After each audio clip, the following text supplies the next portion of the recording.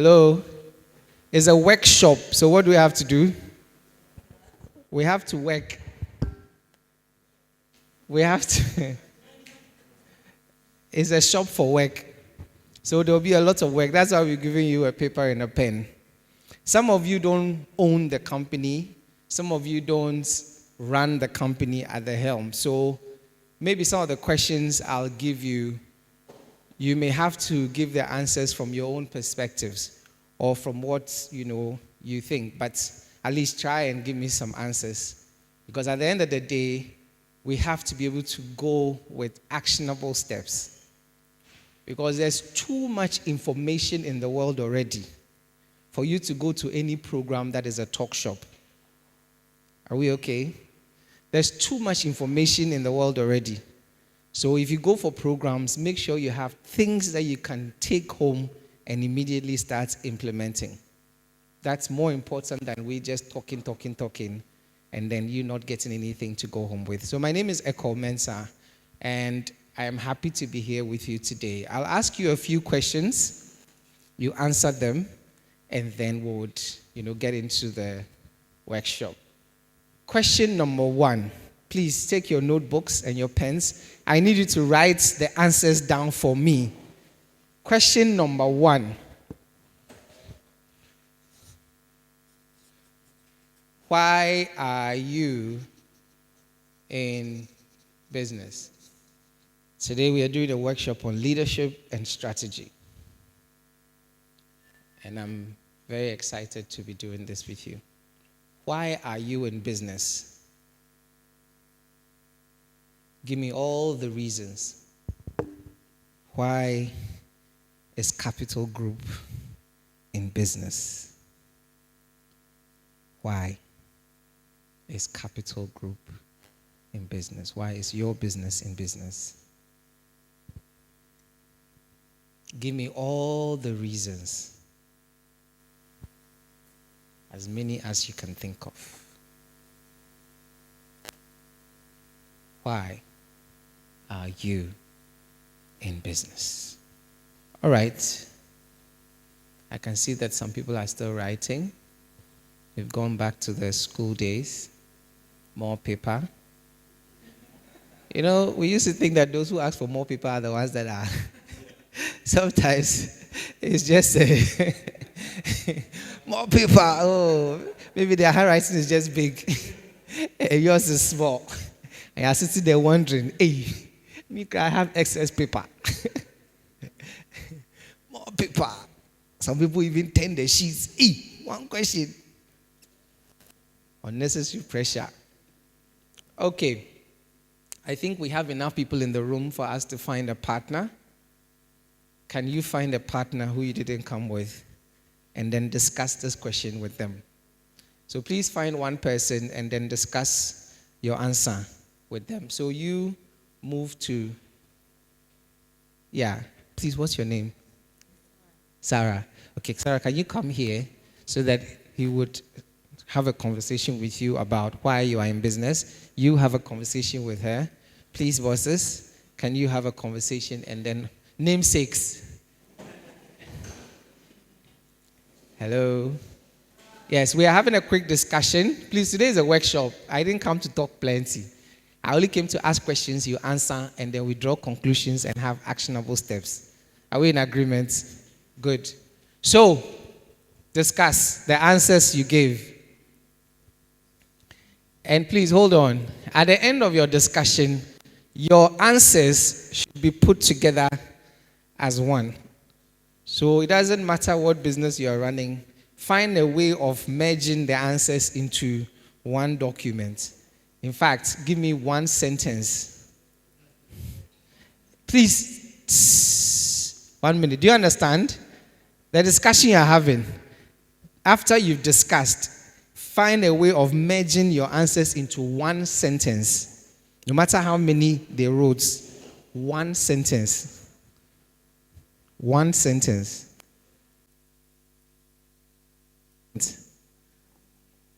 All right, so let's start with group 1. Okay, so what we put together is that We are in business for profit maximization, create jobs, solve a need, and for future expansion. So, profit maximization, job creation, what? Solving a need. Okay. And on what? Future expansion. So there is profits. Let's capture all. Solving a problem or a need. Okay, what else? Creating jobs. And then future expansion. All right, can we go to group 2? Group 2. Yes, what's your sentence? Hello. I hope it doesn't have too many comments. I think, we are in business to solve problems. To solve problems. Yeah. Okay, problem solvers. Yes. All right. And yes. To make money. To make money. Yes. All right. To open the eyes of Christians. To open the eyes of Christians. To do business. In business. Okay, so to impact. All right, and influence. Okay. And then to control economies. To control economies. Yes. Wow, that's big. All that in one sentence. Chamber of Commerce, your people are magicians. Can we go to group 3? I saw you writing plenty. No. I hope your sentence. All right, let's go. Okay, so we put down the same thing, even though we didn't really think about it. Interesting. We are saying that before we want to go into business, we identified a certain problem to solve. So yours is also problem solving. Okay. Yes, and then we are also saying that to make profits, at least to make profits. So profit maximization to keep the business running, and then we are also saying that we need to improve the standard of living of people. Improving standard of living. Staff, family, impact. Anybody that comes to the business and even outside the business. Beautiful. How impactful it will be. Improving the standard of living has to do with impact as well. All right, beautiful. Group 4. We had providing solutions to problems. Solution to problems, basically the needs and wants of people. Okay. And contributing to the growth of the company as well as the country as a whole. So you want to grow the company. So growing the company and country. All right. Okay. Beautiful. So all these are reasons. Does anybody have any other reason that has not been captured here? Reasons why you are in business or you started a business. We have profits, maximization, solving or meeting a need, creating jobs, future expansion, solving problems, making money, impact and influence, controlling economies, growing companies. Any other reason that has not been captured? Legacy. Okay. So yours is legacy building. Beautiful. Transgenerational. Interesting. Any other? So is that why you're in business? To build legacy? Okay. All these things are nice. Okay, anybody that has anybody sat in my workshop before? Only one. So all of you are virgins when it comes to my workshop. Okay, cool. I don't waste time. Okay, and after my workshop, I hope nobody else goes to waste time. Because you keep it simple, and then we save everybody's time. Now, all these things are nice, but imagine you focusing on all of them. If you had to choose one, what will it be? All these are nice, so. But if you had to choose one, what will it be? Yes, make money. My brothers and sisters, don't raise your hands. See, a lot of the times, culturally and religiously, we have this funny approach to money. We want it all, we pray about it, but when we talk about it, it's like it's there, but it's not there. My brother, the reason why some cultures have money and others don't, particularly the Kwewus and the Fantis, is because Kwewus don't waste their time about why they are in business. Ashantis don't waste their time about why they are in business. Fantis, we like Abrofosem. So we'll write a whole book, but we'll move. Well, I'm overgeneralizing, forgive me. But the truth is, you won't meet a Kwewu man that is confused about why they're in business. Have you ever met a Kwewu person that is talking about, I want to change economies, I want to... No. In fact, a Kwewu will have a whole shop making 10 million and has employed only one person. Have you experienced them before? One person on their payroll, one small shop, and they are making over 10 million revenue. You have 10 workers, air conditioned, and you're not even making 100,000. My sisters and brothers, if you say you are in business, in fact, when somebody says, I'm in business, what does it mean? Or business is moving, what does it mean? It's simple. The moment you are out of business, what does it mean? You are bankrupt. Money has finished. Sikana hiding. Shit. Please, the only reason why we are in business is to make money. And when we talk about leadership and strategy, please don't be confused about why you are a leader. Because what is coming in, we call them inflows. And what is going out, we call it outflows.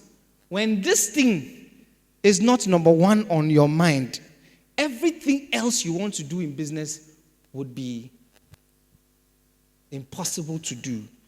Creating jobs. I always tell business owners and business leaders that you are not in business to create jobs. You are not a government. In fact, you are not a political government. Politics have to create jobs. Why? Because they need the people to vote for them. That's why you have over 500,000 people going into the security service. And they have to find a way. So now they've moved the threshold from 5,000 towards 10,000. Because they need people to vote for them. You don't. Do you need anybody to vote for you? You like this, do you need him to vote for you? So why do you have to focus on creating jobs? Do you know what creates jobs? 2 things create jobs. 1, profit. 2, investment. When you have investors who have believed in your ability to make money, they give you money so you can create jobs to create the money. I told you that there are 3 ways people make money in business.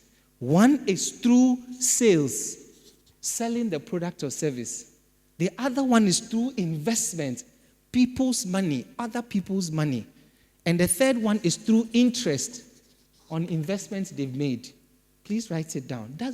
Those are the only 3 ways. I don't know any other way. There are only 3 ways you make money in business. And as a leader, building a strategy, you need to pay attention to these 3 things. 1, sales. So please, you who said you're a newbie in business, don't waste your time on anything. In fact, don't even waste your time on production. Some of you love processes, production, the whole meeting. I have a client, he meets like 3 hours every day. I said he should go and be a headmaster, so that he meets the student, because you can't waste people's time like that. He likes meeting people. 1, sales. If you're a business leader here, if you are an employee of a business, when sales are going down, be worried. Some of you work in companies, you don't even know how much the company made last year. You don't know how much the company made last 2 years. You've been in a company for 3 years. You don't even know whether they are going or they are coming. You haven't checked before. And a company that hides their revenue, you should be very suspicious of. Maybe they want to pay you more. Are we on the same page? You make money in business through sales. That product, that service, sell it every day. In fact, those managers that are always looking at Charlie, let's do this, let's start this, you are wasting time. Go out there and what? Sell. When the Nigerian banks came to Ghana, the difference they showed in banking was what? Before the Nigerian banks came, how was banking like? It's a big word. Are you a fancy? You're a fancy, Ashanti. And I'm shocked. Ashantis don't use kakraka. Bureaucratic. But what can you say? You confused. What is bureaucracy? Banking was simple. Come or you won't be served. And you walk to the bank, you form queue. Some old people sitting there in the teller booth. They are watching you, they'll go on break. Oh, you never experienced it. They say they have gone on break and you are sitting there waiting. Your own money. That was banking then. When the Nigerians came, they brought banking to us. They came to us. We were shocked. We'll be there and all. Say, oh, can you open an account? They dress nicely. And I'm what shada? Branded cars. They have come to you. That was the difference. And then now everybody started changing. Now GCB is even changing. Have you seen GCB recently? They changed all their leadership to young people. Now GCB is changing. If a whole GCB can change, why are you not changing? I beg you. In fact, GCB doesn't have a reason to change. Because the government account alone they have is enough. But they have even changed. How much more you? Please, 1, sales. If you want to build a leadership strategy, have a sales strategy. Number 2 way of making money is through investment. That is when you get equity investment. Somebody buys shares in your company, or you get debt investment. Somebody gives you a loan and you pay back. In fact, you yourself, when you start a business, you start as an investor. The moment you call yourself a CEO, you've given yourself a job. In time, you should be able to give that job to somebody else. But you want to die there. You want to die there. The essence of leadership is not being needed. The essence of leadership is getting to a point where nobody needs you, but everything is running smoothly. Growth should be more experienced in your absence than in your presence, because you've built systems to enable that. Are we okay? Now, investment. Some of you start business. Me, I don't like anybody's money. You are afraid. It's the risk you don't like, not the money. I haven't met anybody that if I said I'm giving you 100,000 grants, you won't take. Chamber people like free money. I go, you call me, hey, can we do grants? I said, I don't like grants. If you are in business, chop, make a chop. A lot of you don't like that. It should be a win-win. But you like grants because that one, free money. When US aid was cancelled, a lot of health projects were cancelled. We haven't died. I beg you. You need, whether you want money or not, to learn about investments. Because getting your business to be investment ready is a plus, even if you don't need the money. Are we okay? Getting your business to be investment or investor ready is a plus, even if you don't what? Need the money. You make money with other people's money. So investors give you money, and then you can grow the sales. Third one, interest on your own investment that you've made. Because as a business, it's not every money that you should put into capital, working capital. Some money has to be back up. Contingency money. Put some money aside. Let it grow for you. In fact, investments should be one of your subsidiary companies. Are we okay? As a business, you should have money that you don't always use for business. Are we okay? So these are the 3 ways Your money is working for you in interest. Other people's money is coming to you to use to work. And then you're also making what? Sales. Now, out of these, you create jobs because of demand, not desire. Those of you who are passionate about solving our economic problems, when you hear about unemployment, you can't sleep. So you want to create jobs for people. It's beautiful. When the banks collapsed, all those people that lost their jobs, did they die? Where did they go? You are not that needed, like that. Like, your level of importance in your own head is very big. No. The people that work for you is because of the value you're giving them. That's why they are still there. They may love you, so they'll work 1 or 2 or 3 months without salary when you're in trouble. But after that, they'll come and have a meeting with you. Those who love you, those who don't love you, they'll even give you a heads up. You call them and say, Madam, me, I've left or I've resigned. People work for you for money, to be paid. Don't confuse that with love. They love me, so they are there. No, love does not pay bills. Please, when you want to employ, make sure you have demand. Demand necessitates employment, not desire. You just want to see people in the office. I remember me, my father has always been an entrepreneur, but we have never seen one employee.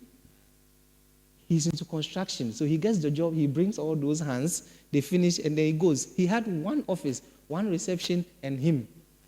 So when I was growing and I also wanted to start my business, my biggest desire was what? To have employees. I don't want to be like my father. I want to set up a company, employ people. I had 13 workers at some point. I had no money. My desire for employment has come to pass. Now, the frustration of maintaining them is also present. At a point, I let everybody go. They survived, though. Some of them even got better jobs. In fact, some of them even had jobs in my own client's office. One lady I fired, and a client called me. A client I had gone to her office to do some work for. So when I fired the lady, a client called me and said, please, I want to work with your lady. I hope you don't mind. I said, oh, I don't mind. How will I mind? It's just out of courtesy that she's calling me. She doesn't need to what? Call me. So sometimes some of your employees, give them to your competitors, give them to your friends. They are burdening you because you don't have enough demand to necessitate that. Are we okay? Please, your responsibility to your employees is to pay them well, give them the tools to work, and get out of their way to get you the results you need. That's all. Demand necessitates what? Employment, not desire. I want to create jobs. Go and create it. Do you know when in your business there's a need to hire people, you won't be told. They've ordered 100,000 pieces. You want to do it yourself? No. But because of that order, you can employ an ameboa. Because you don't know whether that order will keep coming, you don't employ full-time. Part-time. Smart. Because you see, at every point in your business, make sure you have money flowing through it. That's what is called what? Cash flow. Are we okay? Please, I know we are talking about leadership and strategy, but this thing is very important to me. This whole plenty reasons you give me for doing business, I don't understand it. It's nice, but it's burdensome. Do you understand? When your business is successful, some things are achieved automatically. Apple will be called to the table when they are talking about economic issues because it's $1 trillion business. Are we okay? You won't be called because you are not $1 trillion business.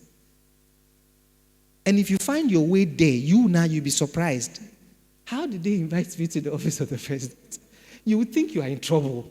Businessman, or they've invited you to a business meeting. You know you don't have money. So how am I there? Are we okay? I hope you understand. It's going deep. You are there only for money. And please, as a business, you see this one, profit maximization.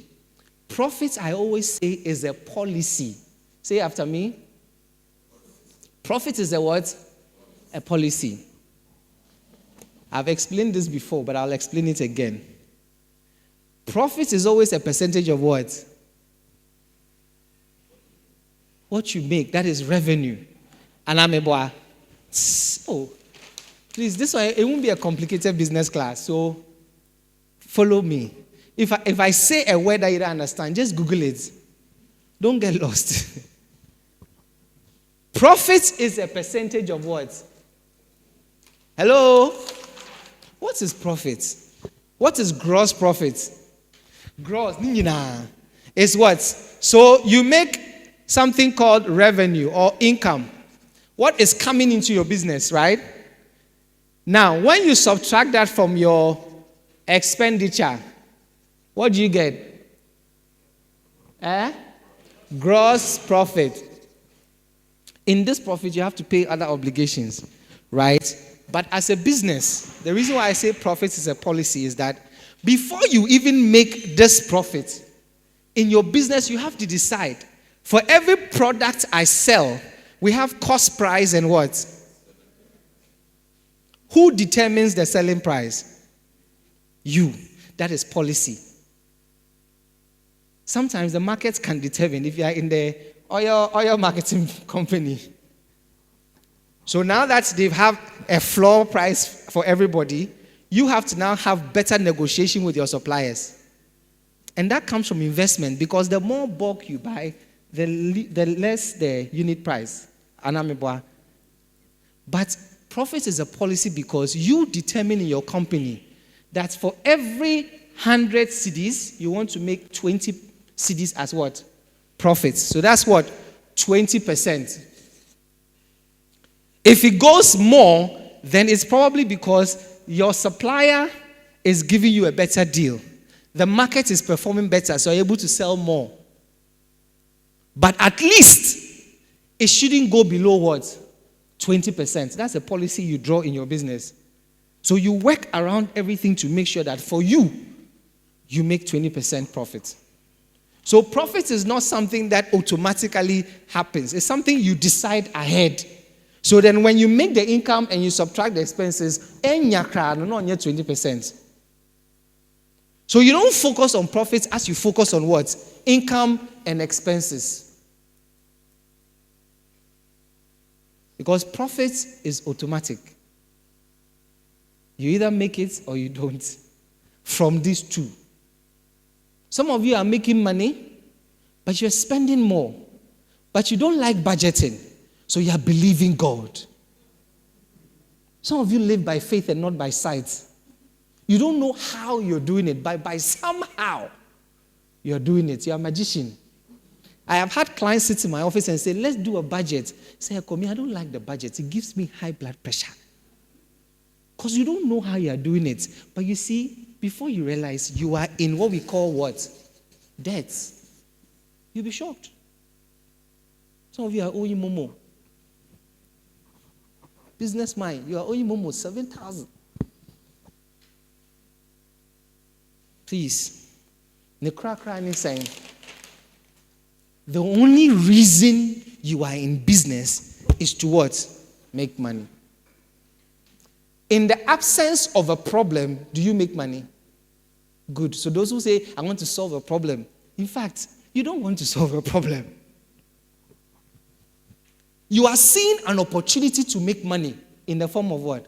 Problem. When you saw the problem, you didn't see the money, you won't do it. Even NGO is not there to impact you, sanitary poverty period and all those things. You need grants. If without grants, you can't impact. Even church, mosque, religion, money answers all things. didn't say it. So why don't you have a money strategy in your company? And please, if you are talking about leadership and strategy, number one strategy for you.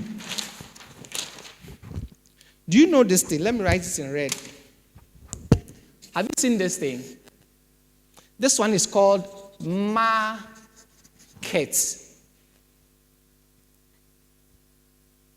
And then you add size.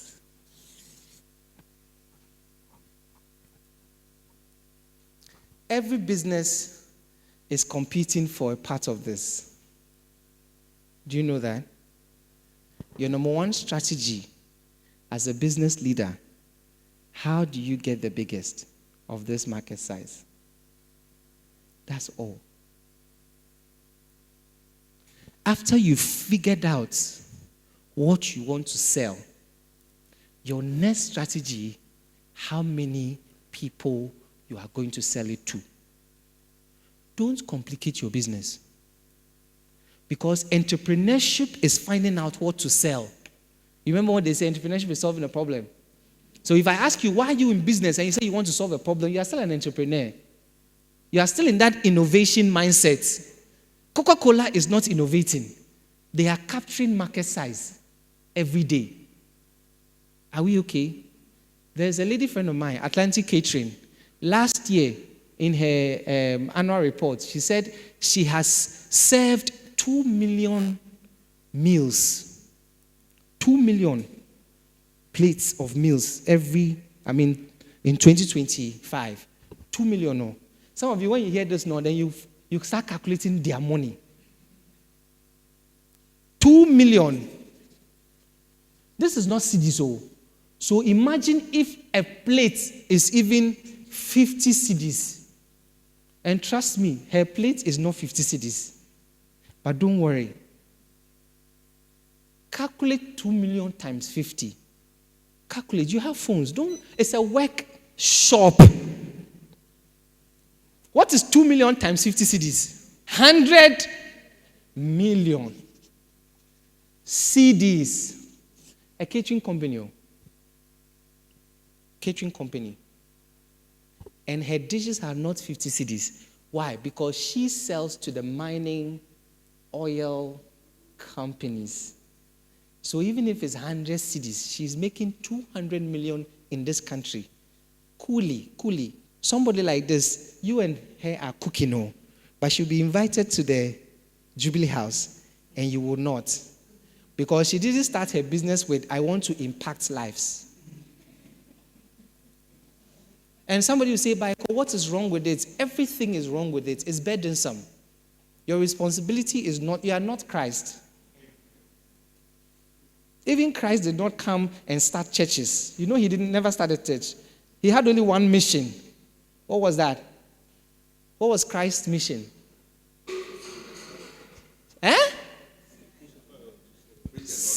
Which preached the gospel? How many gospel did he preach? Jesus' mission was one, bring salvation. The rest was up to the people. I don't know what your mission is, but it shouldn't be more than one. And those of you who are using commerce, remove the commerce. Make money. Every rich person you've seen, they don't waste what? Time. Because time is what? But you have time. Last week, they came to your office. 1 hour, you were just gossiping. There was nothing about the Lumba issue that you didn't know. I beg you, now you decide. She has decided that when it comes to mining companies, oil companies, that form this market share, she wants to take 80% of them. She wouldn't waste time to open a restaurant. So her focus is that I want to know how many mining companies are in Ghana. I want to know how many oil companies are in Ghana. I want to know how many construction companies are in Ghana. And her only strategy as a leader, how do we get all of them to eat our food? Simple strategy, isn't it? So this person will not be going to outdoorings that her target market is not there. No insult, please. Sometimes you don't have to present your presence. Just send your present. The reason why if Ibrahim Muhammad goes somewhere for 5 minutes, people appreciate it is that, Charlie, his time is too valuable. You are the one considering that too. The day he comes to your office, your value in your office would have increased. Why? Because when you ask how much his 1 hour is, that is your lifetime legacy. Don't joke with this. What is the market you are serving? What is the size of the market? And what is your strategy to capture enough market size? Most of you in this room, you already know what you are using to make money. This is Vena, right? From TWI. You know TWI? Trillium. You know the same people own H&H? One of the biggest in this country. Do you know what they do? Everywhere somebody is drinking water. In fact, they have 2, Slim Fit and Vena. You see, it's on the table. They are not wasting their time with innovation. All their focus is, if this brings me money, how do I get millions to buy it? Are we clear? Don't confuse yourself. If you are sitting in this room and somebody has bought from you before, all you have to focus on is, how do you get them to either buy more or get others to also buy? Are we okay? Your number one purpose as a leader in business is to create a client and to maintain a client.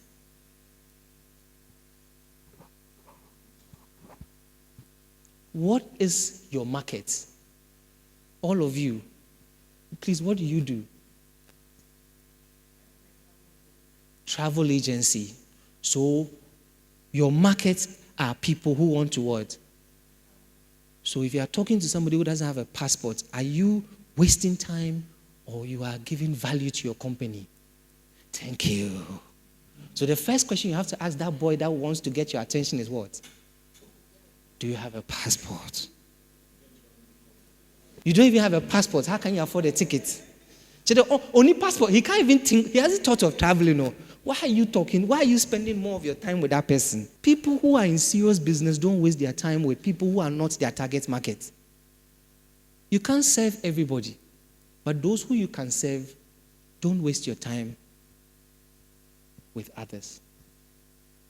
Are we okay? Are we okay? Please, you sell tickets and experiences to people who can buy. Your focus should not be people who cannot buy. So your number one inquiry whenever you meet anybody is that, do you have plans to travel? Do you have a passport? Oh, God bless you. We'll talk later. And wave us. Who do you serve? Is it B2B or B2C? Who makes up your 80% of your clientele? Is it businesses or individuals? Individuals. Why not businesses? So yours is the tours more than the travel arrangements. Okay. Between entrepreneurs and employees, who can afford your packages more? You see, that's what you have to do. In fact, in this training, think about it. You probably are spending more time with people you think. But it's not about people you think. It's about people who will patronize. Now think about it. An employee of a corporate institution is likely to travel because they have leave days. They have revenue. They have disposable income. They are likely to want to travel than somebody who is hustling. Because the money that she will pay you, she considers it as part of her capital. These business people, they don't separate their personal from their business. So think about it. If I got businesses to partner you so that they can give you access to their employees, will it not be easier for your company to have more than if you focus on individuals every time? So you might be having a B2C approach, but you might probably have to think of a B2B approach. And a company that does well with B2B in travel industry is Gncci Travels. You know what you have to do? Study them like Bible. They don't waste time, so they rather go and talk to Lexis Bill, who is a radio presenter in a radio company that actually speaks to these corporate people. So when Lexis Bill is going with us, all the people that sponsor his show, they will come along. Smart strategy to capture market size. So you might think of it. Go to Gncci Travel. You know Gncci Travel, right? You know they've done it well. Just copy. See, some of you are trying to be innovative. You are trying to be unique, but you're also trying to be very broke. If something has worked, you just copy. This suit you are wearing, are you the first? Would you be the last? You have copied. You wore it and you realize that, oh, Charlie is good. So you keep wearing it. It's copying. The only place copying is illegal is in the classroom. Please, if somebody in your industry has captured enough market size already, you don't do new things. Study what they did, do it better, do it cheaper, and you capture the same market size. Because the people you want have experienced something from Gncci Travel. So what is it that you are giving me that I haven't seen? Cheaper, better, more value, more attention, more tailored attention. Because maybe they've gotten to a place where they are so big that they don't really take care of. So now you are coming to make sure that the experience they are not giving anymore, you are giving it. But why do you want to do it outside their target group? Go and capture their market. You don't like it. When Malcolm decided to do what we call mini marts, people were saying that, what about the community supermarkets? You think business is about capturing market size. So next door, there's Malcolm there. Would you go to the container shop? Please, they say there's breakfast. As we go and eat, think about this. What do you do? What service or products do you provide? Who do you do it for? How big are they? And how much of the market do you already have? 4 questions. Have you captured it? Please, this is not on the slide though. So those of you who are not taking notes. What do you do? I'm certain that everybody in this room knows what they do. Are we correct? And you are new. Has somebody bought what you do before? So you don't have excuse. You can't say that your business is not doing well because somebody has bought it. Anamibwa. Good. So what do you do? Who do you do it for? How many of them are there? That is size, Anamibwa. Because those of you who want to start nursery school, you have to figure out where you want to situate the nursery school. How many schools are already there? And how many children are there? Some of you want to start businesses where your clients don't exist.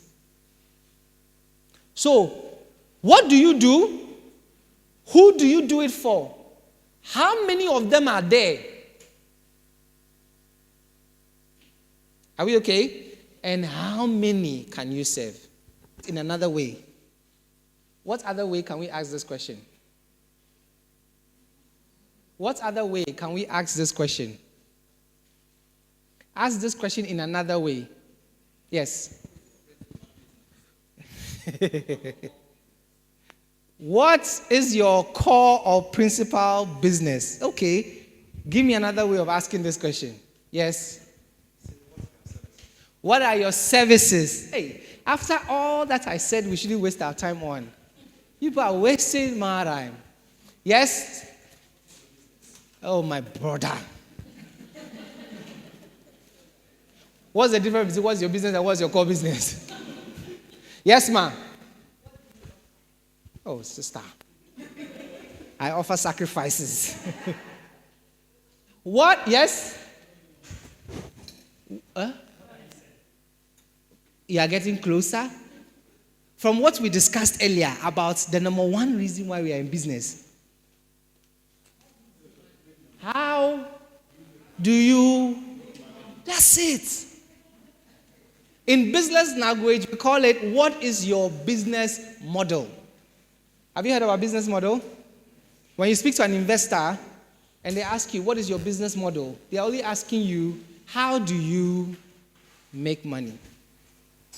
Please don't waste your time with plenty English. When you go for business workshops, we'll give you some words, jargons, principal business, core business. How do you make money? How do you make money? How do you make money? That's all I'm asking. What do you do? What is your core business? What is your principal business? What do you offer? All those nice things. The crack is saying, how do you make money? Late comments. You just came. Keep quiet. We are asking the first question in another way. The first question was what? What do you do? We are asking in another way. Because if I ask you, what do you do? I'm only asking you how you make money. Right? So I ask you, what do you do? You say you do travel and tour. So you make money from presenting tour packages and travel packages, right? If I give you tour, you give me what? Money. That's why you don't give it on credit. Or you spread the payments. But by the time the tour is happening, they should have finished paying. Yes. So please, first question is, how do you make money? I'll go through the room and take about 1 or 2 answers. I'll start with my newfound friend. Yes, how do you make money? 1, 2. That's it. You see, selling roofing sheets. Are you building? Do you know anybody who is building? You know somebody who is building. So this person is your what? Prospective referral. No, which kind? She's not building. She only knows somebody who can build. So you wanting her contact, give her commission or finder's fee. So as part of your strategy, you design a commission or finder's fee for people who know people who are building. You give me the contract, they pay me, I bring you your 5%. Cool chop. So you see, the moment you introduce that, everybody will come to you with referrals. Because that's another stream of income your company has unlocked for them. They are not your target market, but they can give you referral. I tell people in my training, my business trainings, that every human being you know is either, every human being you know is either a client, a prospect, an investor, or someone you should avoid, because they are time wasters. People don't like it when I say that, but check your phone. All the contacts you have, if you start now giving them identities or, tagging them with these 4, you realize that a lot of them are wasting your time. Because you're not bringing me business. You're not showing me who can bring me business. You're not bringing me money. You're not working with me or for me. So you're working against me. That's why successful business people, their circle is very small. And I'm a boy. So I'm digressing small, but think about it. So you sell roofing sheet. The moment your name becomes synonymous with roofing sheet, it's easy for people to remember and give you referrals. You see, we are in a world that is very noisy, and the battle is for attention. So then when you have the opportunity to get people's attention, don't waste their time with too many words and jargons. Are we okay? What do you sell? Fine dining. Food for the rich. Isn't not the reason?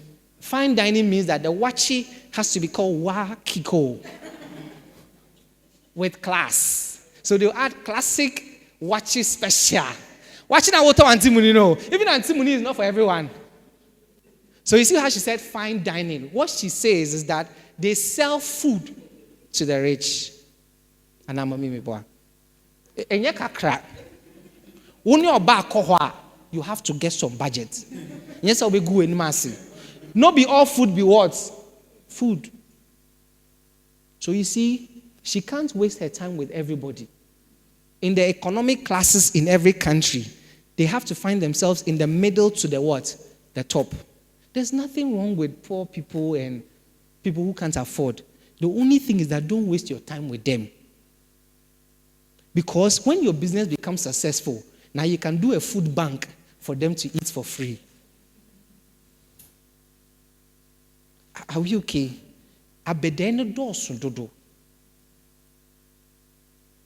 We are too kind, but we are suffering in silence. Even medicine is not sold to everybody.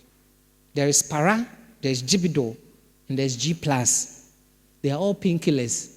One is for poor, one is for middle class, and one is for upper class. All painkillers. Even hospital. That's everybody. When you are sick, you can go. You know, even in your sickness, that there are some hospitals you can't go.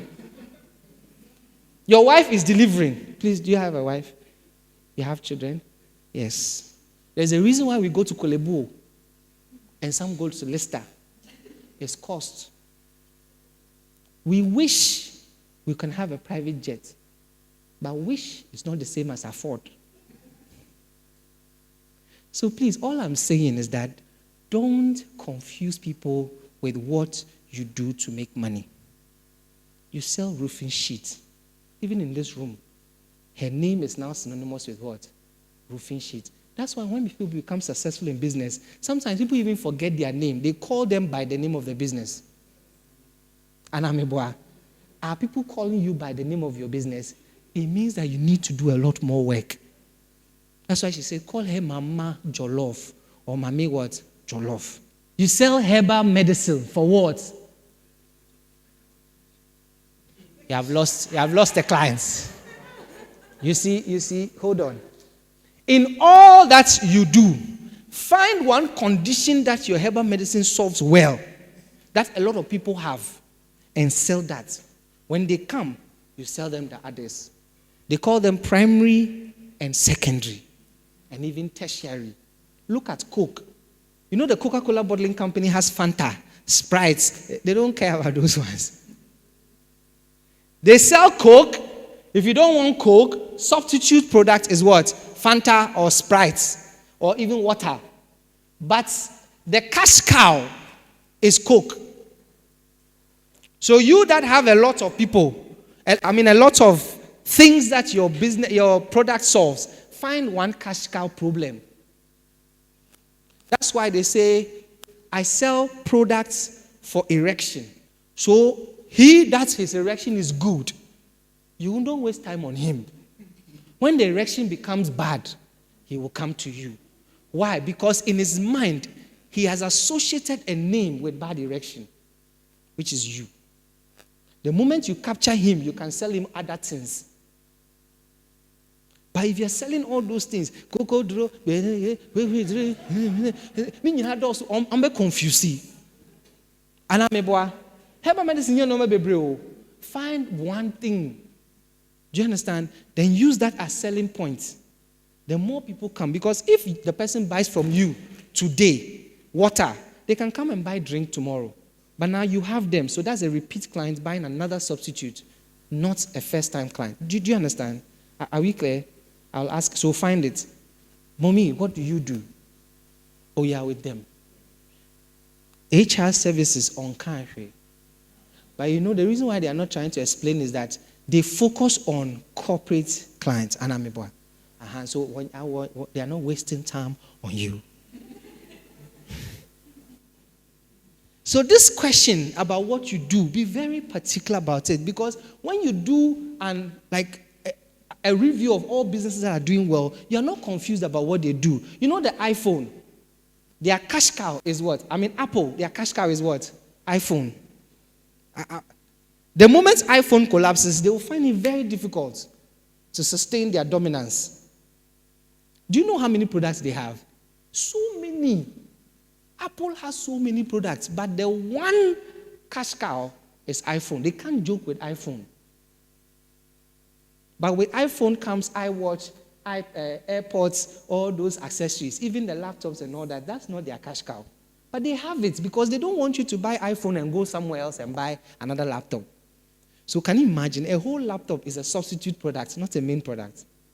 The attention they give to iPhone is more than any other. Are we okay? What is your cash cow? Because that is what you sell. Everything else is substitute. So you apply what we call the Pareto principle, 80-20 rule. The thing that brings you the most money is what should use 80% of your time, your resources, your energy, and your prayers. Don't waste all these resources on 20%. That's why those of you who like love, you check the guy for 80% and consider him for 20%. But when his value is 20, you don't hesitate. It's called the Pareto principle. I beg you, what is your cash cow? Because as a leader, that is what should take most of your attention. How am I selling this? Because everything else, somebody should do it. Please, are you understanding me? Because if you don't protect that cash cow, you will lose market size. And when you lose market size, the substitute products will suffer. You do pig feed, right? And what else? Which one is giving you the most money? Exactly. As a leader, your strategy is that, Charlie, this pig feed, how many pigs are there in this country? Please, how many pigs are there? You don't know. He's laughing, but that is the source of the people who buy. Are we okay? Please, when you go into a structured business, they don't joke about these numbers. How many pigs are in this country? One of the biggest problems of Africa is that we joke with data. We are in our country and World Bank is telling us your value. You see that when this new government is trying to shake themselves more, the people are shaking. Or you don't see? When they came up with, okay, I won't go there. All we are saying is that they are trying. They are trying. But you don't know how many pigs. Because you do pig feed. It means that without the pig, there's no feed. Imagine if tomorrow there's a policy that says that, hey, we have banned pigs. Will he be in business? He has to leave the country to find where there are pigs. So you might think it's a joke, but think about it. Your focus as a leader is, one, how many pigs are there? If you are doing it locally, how many pigs are in Ghana? If you are doing it in West Africa, how many pigs are in West Africa? If you are doing it in Africa, because these are the pigs that have to feed on your feed. Because if you know that there are 1 million pigs in 1,000 piggeries, is it piggery? Right? Piggery. The people who, So there are 1 million pigs spread over 1,000 farms. And out of these 1,000 farms, there are probably 100 of them that are commercial pig farmers. So they need good feed. Out of the 100, who is serving them? Because you're not the pigs are not starving because your business is not. Somebody is feeding them. So now that person has captured that pig market size. Your focus is the value you are giving to the owners of this piggery to make them switch to you. That is your strategy as a leader. Don't waste your time with anything else. Because when you solve that problem, who should work for you is easy. Who should work for you is easy. You remember the radio revolution? When new radio stations started coming, and they were poaching all these presenters and giving them lofty packages, houses, cars, bolaradums. You remember? Yeah. It's easy to employ. Do you know that? Today, right now, as you're sitting here, just write on your WhatsApp status. They call it what? Employment opportunity. Front desk. Between 1 to 3 years experience. 5,000 to 7,000 Ghana cedis. You will resign and apply for that. So creating jobs is easy. What is difficult is the demand. So as part of your strategy, be very clear what brings you money. How many pigs, how many piggeries, how many of them want commercial feed, and who is feeding them? Now, when you know who is feeding them, that means who has captured the market size already. You should know who is doing that. What are they doing, and what differentiates yours from them? Is it price? Is it quality? So with one bag, you can feed 100 pigs, but your competitor, one bag, he feeds 50. That is a selling proposition. That is what is called value proposition. What are you giving me that will make me switch? That's it. Don't think too much. Leadership is about figuring out how to capture market size. Everything else is secondary. Are we okay? Yes. If your business solves singleness, in fact, this time, if anybody is thinking about business opportunity, give husbands. You will make money. I'm telling you. Guaranteed husbands. Says Mebwa. Now our friend will say, hey, Charlie, I have 10 prospects. You line them up. Pop the balloon. How many of you know Pop the Balloon? It's a dating program. The woman is a millionaire. Why? Because she knows she will make money from matching husbands and wives, but she will make money from people watching and laughing. So she created YouTube, got a lot of following, and YouTube pays her for that program. You want to matchmake. It's a whole business. Do you know the value of the matchmaking industry? They're laughing. Do you know how many single rich women are looking for good prospective husbands? It's a market. Who is filling it? Churches, pastors, prophets. She's paying plenty money for prayers. Meanwhile, you can come up with a strategy. List all your single friends and do an event. 1 to 10. You're laughing. Yeah, you bring one woman, you give them 10 men. Choose. And I'll personally guarantee, if he fools, come to me. Isn't that how we did the house help agency? Those who do nanny agency, house help agency, security. That's how we did it. We streamlined it and made it professional. So now when you need a nanny, we have trained some and we'll give it to you. When you need security man, security service, that's what they were doing. Why can't you do that for dating? You screen all the men. They are free of infection. Their erection is good because you are using the herbal medicine for their haircuts, their genotype. Are they not sperm banks? Why are they not single men banks? You are laughing, but it's a good opportunity. Why? Because there's demand and people will pay for it. Do you know? You see, sometimes when you're in a particular social class, you don't see some of these opportunities. Do you know the wealthy, they do these things? Yeah, they matchmake their kids. But nobody has asked for your child's hand in marriage because you are not part of us. Anyway, that was just by the way. We are answering 4 questions today. Write yours down. What do you do to make money? If it's not primary, be careful. Because a leader does not have to focus on secondary issues. That's why you employ people for it. Are we okay? Your MD is not going to waste his time with things that the HR manager can do. Because if the MD has to interfere with HR manager, it's either they don't trust you, that means a wrong hire. That's it's an issue of hiring. You are HR. If you give authority to somebody without the room to operate, it means that there's break of trust. So then the MD has to interfere. That is not the MD's work. So why are you there? I remember one of my consultancies.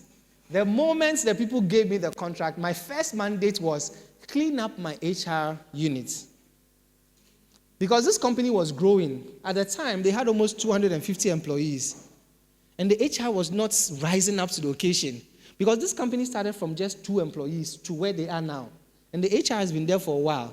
But the HR has not built her capacity. So it means that the company is outgrowing her every day. So definitely there'll be a problem. Because the competence you need to manage 10 people is not the same competence you need to manage 100 people. So if you now, the company is growing and you're not growing, you will be outgrown. So that's why when there's redundancy, you're affected. Please, there are 3 things for those of you who are working in people's businesses. 3 things you need to be aware of. This is just bonus. Either the company is outgrowing you. You are outgrowing the company. Or both of you are outgrowing at the same pace. Which one are you doing now? Some of you, the company has outgrown you. That's why you say, hey, but I've been here for 10 years and some small boy is my manager. You have been outgrown. Because if you are good, you will be the manager. By the way, if you're a business leader here, your focus should be your cash cow and how to keep growing it. Do you know that MTN does adverts? Hello? Maybe you have not thought about it. Do you know MTN? Who doesn't know MTN? Hello? If you don't know MTN, let me see your hand. MTN, the normal one we use. Do you know they do adverts? Hello? Why do they do adverts? To stay relevant. Because you see, at the end of the day, we all know that MTN has captured more than 80% of the market size. They are even looking at a legislation to split them. Because Telecel, as for the other one, they were a gukra. So right now, it's just MTN and what? Telecel. And Telecel already has problems. So MTN, whether they like it or not, they will still be the market leader. Because Nekrakra is better than OBP, right? But the truth is that they know what their cash cow is. So they have to consistently be in the mind of people. What is your cash cow? And what is your strategy to maintain and consistently grow this cash cow? Please, do you understand what I'm talking about? We are talking about leadership and strategy. And I'm telling you, don't be confused about everything else. Do you know that the problem you're having with your employees, you just need money to employ somebody who can handle them and create a bridge between you and those stubborn people. Also, your problem is not people, your problem is money. Because if you had money, you would employ a professional to come and handle those people. The story I was telling you. So then, as part of the restructuring of the HR units, do you know the first thing we did? Present them a report that showed clearly that their problem is the manager.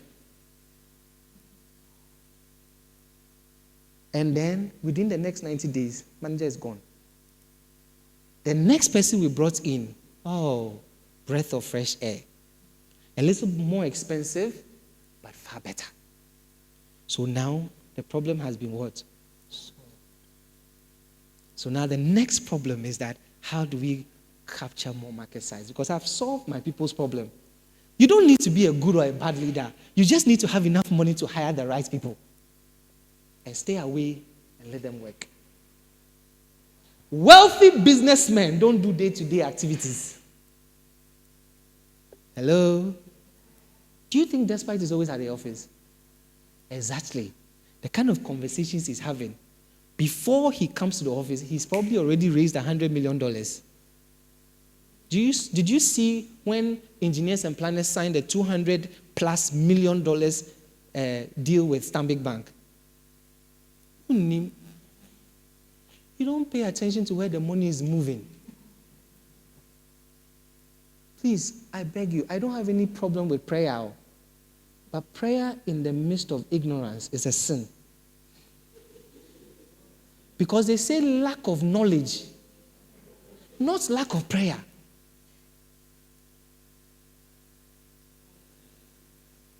Pardon me. Hey, lack of knowledge. My people perish. You are asking God for money. You are not following where money is going. Engineers and planners recently signed over $200 million deal with Standard Bank. You're in Ghana. You didn't hear about it. But you heard about his plane. Do you know how long it takes to buy a plane? You think it's like car. The ignorance in this country is too much. Do you know how long it takes to buy a plane? Sometimes up to a year, 2 years, to order, customize, commercialize, get all the licenses before you fly it here. Poverty is bad. Let me not get emotional. How do you make money? Some of you, your biggest challenge is you are too smart. Smart people sometimes are the brokest. Do you know why? That's why professors are not rich. When your mind is smart, it gives you the ability to always think of different ideas. Every day, you have a new idea, like me. I'm not rich today because I'm not dumb. Sometimes I wish I was small dumb. Small. If you don't have a Kwewu businessman as a friend, get close to them. I don't know how many of you know any rich business person, but when you have a conversation with a rich business person, in your mind, this guy is not smart. And I'm a boy. But Oscar. Sika empedede. Why? Because the more smart you are, the more you overthink everything and you don't execute. Onim bebre into on dream say there are so many reasons. Instead of moving to sell, you are thinking, hey, what are the 10 reasons why this water will not sell? And you have a whole meeting to discuss. Instead of the person has already moved. You know why the Lebanese are rich? They don't overthink anything. Already when they came, they can't speak English. So, but they can understand money. So this sells. But the difference between Nigerians and Ghanaians is that Nigerians move, Ghanaians overthink. I'm talking about business. Don't overthink anything. Get out there and sell. Are we okay? Good. So what do you sell? Have you answered the question? Please write it down for me. In very simple terms, categorize it between primary, secondary, and tertiary. So you, pig feed, is primary. If it's not number one on your agenda, you are missing something. Are we okay? The other things are good though. The Kokonte and all that gets, they call them product line managers. Let them manage it. But you know you can't afford them because you don't have enough money. I don't know. I'm just saying. But normally, you get product line managers and let them manage that. How many of you have a bank manager friend? How many of you have a bank manager friend? Have you had a discussion with him before? Oh, it's a hair. That's even better. What are the primary things the person talks about when it comes to her business?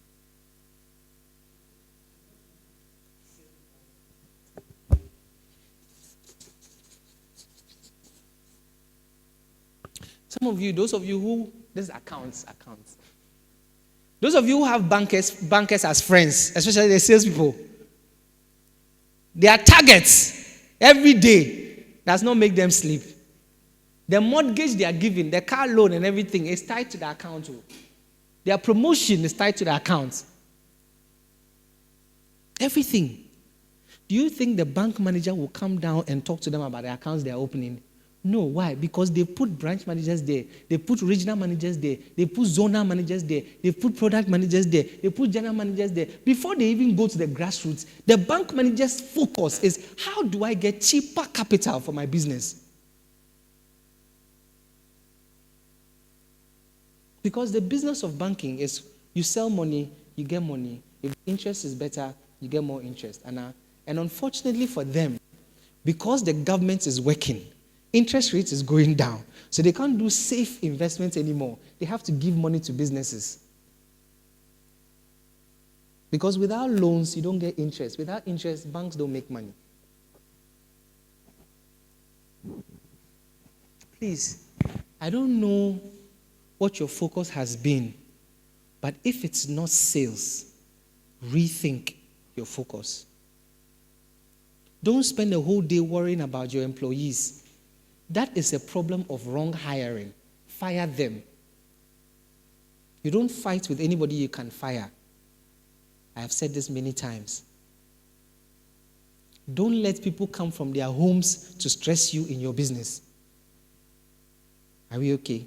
Some of you have worked with very strict bosses before. Their finances are always good. Their human relations are bad. Because they know they are bad. When their finances are good, they will hire a nice HR who now come and quench fire. boss the onyo, but onyeska pe nyina ye ni agye. But HR no nya ne there, he or she is very, very nice. But the boss is making money. Hello? Hello? Work, shop. How are you making money? Question number 2. What's the question number 2? Please write that one sentence of how you are making money. How you are making money. I'm selling pig feed. There are 3 million pigs in Ghana. There are 150 piggeries. Out of this, there are 50 of them that want commercial feed. Out of this, there are 30 of them that I'm pursuing actively. By the end of the year, I should get 15 solid clients giving me a retainer business. Strategy is done. The moment you don't get those numbers fulfilled, don't waste your time on something else. Give it to somebody to do. Let them report to you. Are we okay? All right. Second question. Target clients. Some of you are so sweet, so kind, so loving. You want to please everybody. Some people have to use their life savings to buy an iPhone.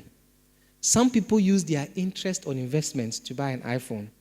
Some people use their investments to buy an iPhone. Some people even use their body to buy an iPhone. If you can't afford it, don't bother.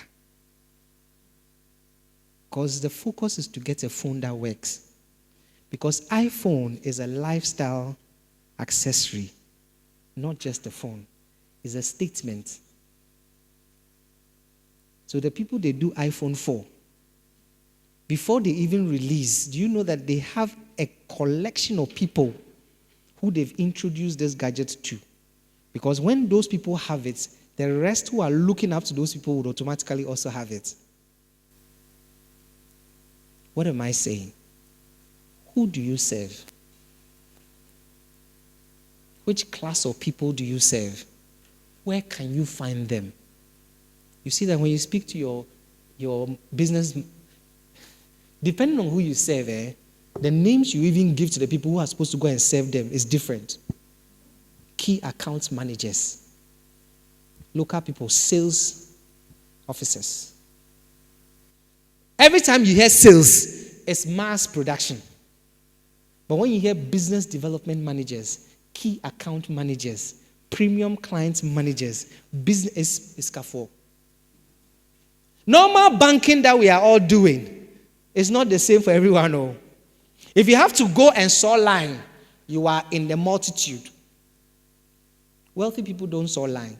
They call the bank manager. They send an email. They send a text. Things get done.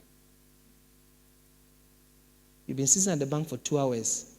You shouldn't be upset with them. Be upset with your own financial state. Because when you decide to, sometimes you can't even be angry. Because you know that when you leave this bank, it won't even shake. They may not even notice that you've closed your accounts. My sisters and brothers, please, whatever your mindset has been about money, today change it. Because life is better when you are rich. See, do you know that? You still go, now you use mobile app, you use banking application. It's true. They did it for the masses. Who do you serve? And in that, there is also the Pareto principle. Roofing sheets. Do you know that if she sells to real estate developers compared to selling to one person at a time, which one will make them more money? Real estate developers. So she may go to the individuals, but her bosses and her bosses' bosses will focus on one deal, multiple cash. Please, are you getting what I'm saying? In the banking sector, there's a unit called the Treasury Department. You know the Treasury Department? You will not know that because you don't have treasury. You don't have foreign currency. Please, when businessmen need to change $1 million, they don't call the normal line. They call the treasury department. Yeah. Those people, they do deals. And sometimes they get bonuses of more than 500,000, one person. Because in a day, they can make interest of more than 10 million. And they can lose money as well. But you don't hear about them because it's not for everyone. Is your business for everyone? The jollof you are selling, is it for everyone? It's for everyone. That's where the problem is. It's not for everyone. It's for who? Diabetics? It's for nursing mothers? It's for rich people? That's where her problem is. Everybody who can afford is categorized in the economy. We have the low, the middle, and the high. Are we okay? Please think about it. Shatawale, everybody knows him. You know why he doesn't care about all these media people? Because his primary consumers are who? The masses. And even within the masses, the street people. And he's perfected that so much that it doesn't matter who is with him and who is not with him. As long as his street people are with him, he's okay. Have you seen that it has worked for him? That guy is smart. From the very beginning, he knew who he does music for. He knew his strategy. Do you know that this year alone, he's done over 40 songs? You don't know. Shatta has done 40 songs this year alone. You wouldn't know because you are not streets. He doesn't do it for you. You only hear it when it trends. Sometimes we are going through TikTok, people are singing Shatta song and you haven't heard it before. Why? Because he knows his people and his people know him. Jesus says, I know my own and my own. Why are you not using it in business? Who do you serve? Do you know there are some people who sell cloth, fabric, but they don't sell it to everybody? When the first lady needs fabric, they are the ones they call. Who do you serve? Because sometimes you have to embody who you serve to be able to appeal to them. So you want to serve the rich, you go to East Legon Business Club. Anamibwa. They are doing Ghana CEO Summit. You are there. They are doing Mahama Cup. You are there. You buy VIP. You are strategic, even in where you identify with. Because you see, if your business sells to the masses, you need billboards and adverts. This way chocolate drink, he doesn't have to go to any meetings to sell it. Why? Because he does one TV advert, everybody buys it. Look at High Sense. Let's discuss a case study. I hope you are not sleeping. Let's discuss a case study. High Sense. 15 years ago, did you know about this brand? Even, was it 10 years ago? I don't know how long they've been around, but let's just say 15 years ago. You didn't know about High Sense. Did you care about High Sense? Those times, the brands we cared about were what? Binatone, Samsung. Remember? You're going to buy a TV. If it's High Sense, you won't buy it. LG, Sony, Panasonic. Those times. FedEx?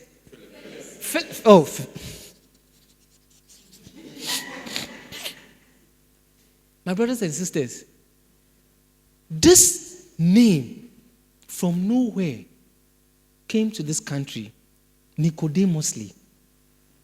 But they knew who they wanted to serve. They wanted this name to be what we call a household what? A household what? Because they need the masses to buy. Let's look at their strategy. First of all, because we knew these household names, they came with a value that was hard to resist. What was the value?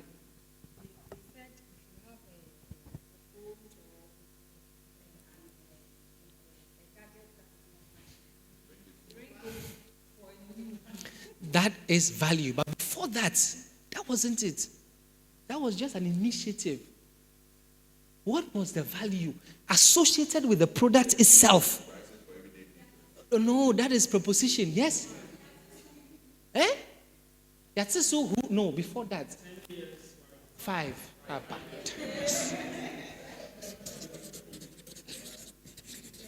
Almost say, you don't know about us. We agree.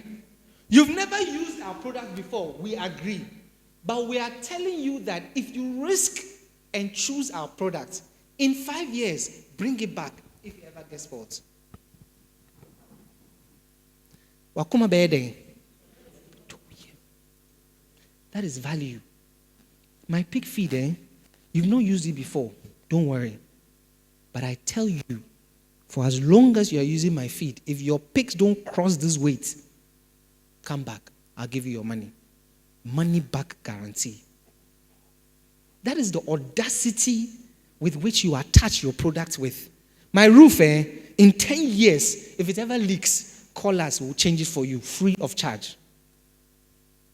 If the color fades, if it leaks, call us, we will change it. Even if you don't have your receipt, just bring it, we'll change it for you. Some of you cannot do it because you know your product is no good. Do you know that iPhone, it is only in Africa we buy it? In fact, let me say even West Africa, because even in South Africa, they don't buy it. It's leased. So that's why when you see, the reason why we have money is that we buy everything cash. That's why when somebody travels and then comes home and sees you doing well, they respect you a lot. Because it's not easy. You buy everything cash. You buy your car cash, house cash, phone cash, everything cash, boyfriend cash. Even here in SA, the reason why they say South Africans are lazy is because South Africa is just like Europe. Everything is lease. They give you credit card. You don't have to buy. When you go to South Africa and you see old car, it's called vintage. Because it doesn't make sense to have an old car when you can go and get a new one on lease. But in Ghana, everything is cash.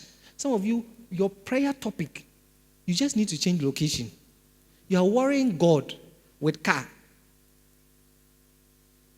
High Sense came. First value they gave is, you don't know my products, but in 5 years, bring it back. Secondly, they wanted to attract everybody. So they looked for someone that everybody loved. Who was that? Nana Mama. You know, at that time, she was a darling. Nana Mama came after Susie Williams died. Follow what's happening. You know Susie Williams? She was just like Ebony. We loved those two people. Sweethearts, very bad girls, but very sweet. There are those people you excuse for, like, although they are young. Very sweet people. When Susie Williams died, Nana Mama Brown came and everybody loved Nana Mama Brown. Both sides, MPP, NDC, everybody loved her.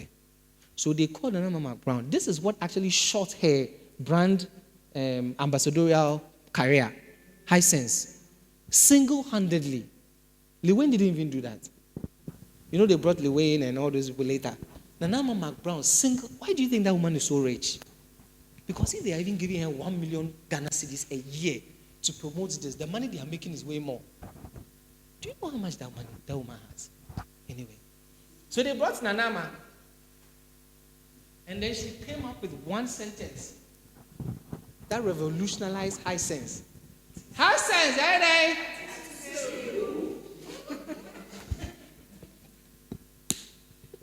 I don't know what business you're running, but as a strategy, be very, very, very clear. One, the value, the people you're serving, and how to reach them. The rest is secondary. Nanama and High Sense are like twins. They can never do without that lady. Because the moment another electronic company takes her, all the value will go. Sigma went for, oh, you know him? Pusha. Anfa.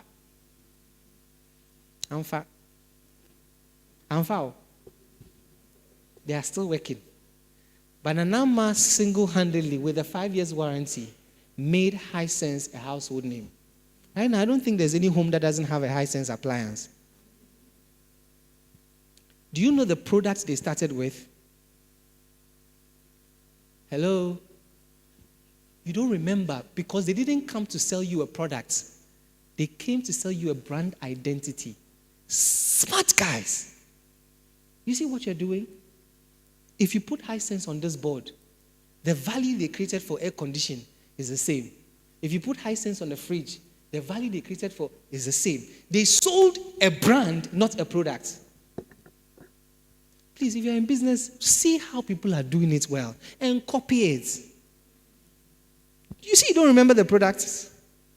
Do you? Do you care? Hisense is Hisense. People go and sleep there because they are doing discounts. Today, 10 years ago, nobody cared. Today, they sleep there to buy iron, blender, tabletop fridge, because they sold the name. See the branding, clear. See all the showrooms they've opened. No confusion. How are you applying this to your business? Because if you want to sell to the ultra rich, there's a way you present both yourself and your product.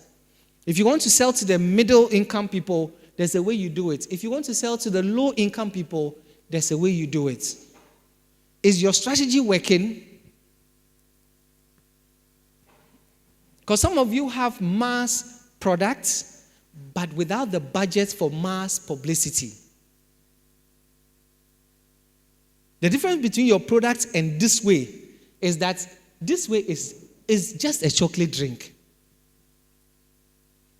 How did you hear about that? Because they have the budget for mass publicity. You are selling a mass product, you don't have that kind of budget. So do you know what you're doing? You have become a company that presents prototype products for companies that can afford to copy and mainstream. That's why you say, hey, these people, they've stolen my idea. They have not stolen your idea. They literally bought that product you put in the market without your mass budget. They put their mass budget on it, and then they made a killing. See Kivo, another case study. Kivo, what did they start with? You know they were there.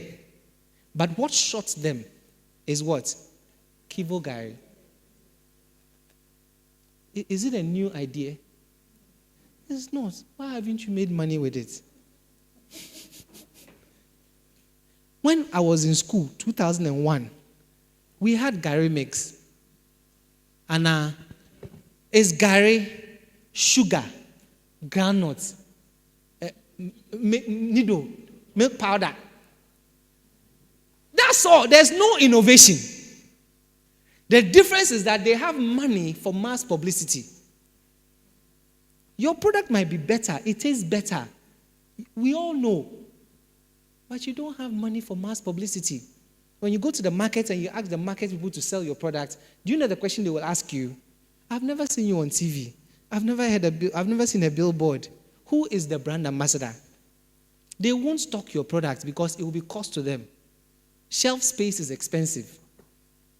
Okay. I'm sorry. What is your strategy to capture market size? How are you planning to be the number one roofing sheet seller in this country? Who is currently the number one? No, there's nothing like a number of them. You don't sit in a class and then the two people are first. It's not possible. You don't do a sports activity and you have two winners. You may not know because the numbers are not readily available, but there's always someone that has more market share than somebody else. Do you know the biggest cold store in Ghana? We don't know numbers. What is the biggest travel and tour company in Ghana? No. Adansi might be the most advertised, but you don't know the numbers to say they are. But you see, publicity can be fact. Because it builds perception. Because they are so popular, when they ask you the number one, you think it's them. Have you seen their books? They might be spending more than making, and you might actually be getting more profit, but you don't know. But you see, if you are not known, you don't benefit from perception. Hello? Leadership and what? Strategy. Now, who do you sell to? Please write it down. So the number one roofing sheet company is a number of them. Name one. Name one. DBS on the Spintex Road. Good. Before you come up with the name, think about it. Are they the most publicized or the most profitable? Most profitable, you don't know. Because we don't know their numbers. But you are not even publicized. So you see the people they are mentioning, you are not part. How do you benefit from referral? But anyway, so there's DBS, there is what? Raincoat, there is what? Your company is called what, please? Big Bond. Big Bond. What's it at? Where are you people located, please? North Industrial Area. And you've been around for... Good. Is it your business? Now, look at it all. You see, hey, somebody has been there 20 years. We don't know about the person. But they may not need to let all of us know. Because you are not all building. So how would you know? Yes, but we don't need, you see, referral is secondary. Please bear this in mind. P, S, and T. Even in your own private life, there are some matters that occupy primary, like health, mental health, poverty. Love, you have elevated love to primary, so much so that when they break your heart, all your primary gets affected. Love is not primary. Sense of belonging, yes. But love is not primary. Are we okay? So please, these things you are telling me, position them. Is it primary? Is it secondary? Or is it tertiary? Use it in your business all the time. Because you said, I said, we may not be building, so we may not know them, right? And she said, but we can refer. Is referral primary, secondary, or tertiary? Which is it? For a company like that, what should their focus be on? Is referral primary focus, secondary focus, or tertiary focus? Secondary. Who himself is secondary. So as a company, if you haven't covered all your primary focus, don't waste your time on secondary and tertiary. So they wouldn't start with the one that can refer. They start with the one that can pay. Are we okay? So don't be offended. They may not need all of us, but they will certainly benefit from some publicity. Why are you not number one? Do you have an answer to that?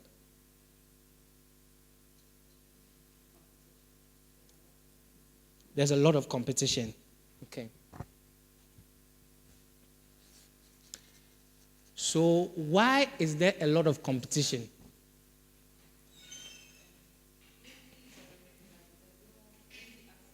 Barrier to entry is easy.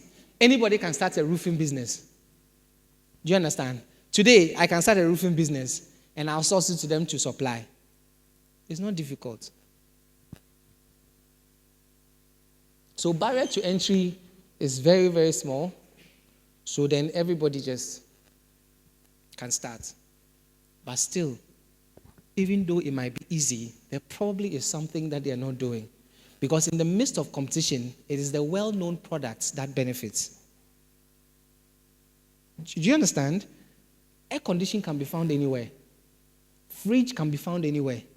But if you enter the electronic shop, it's the one you know that you gravitate towards. So you might think that the biggest problem why you haven't captured the market size is what? Competition, but it might be publicity. Maybe I can come and help. She thinks it's competition. But in the midst of all schools, is the one you've heard good testimonials of, which you can afford that you take your children to. And sometimes you take your children because of proximity. And it's close to the school, you don't want any stress, so you just take them there. But then when you become rich, it doesn't matter proximity. You still take them to Christian High because of leverage. Today I came for you. The excuses you have been given, they are not tangible. They are not. What do you sell? Who do you sell it to? So who do you sell it to? You know Auntie Muniwache, when they started the major publicity, it elevated the status of the Wache to a point where you need to be careful how much you have before you go there. Because then it'll be good in the So normal Wache, but publicity made it change its status. Some of you are suffering from publicity deficiency. Because the product you're doing is good. Nobody knows you.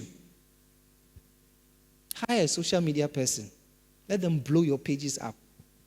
See the sales coming. You have a social media manager. See? Publicity problem. We are in a world where attention is the biggest currency.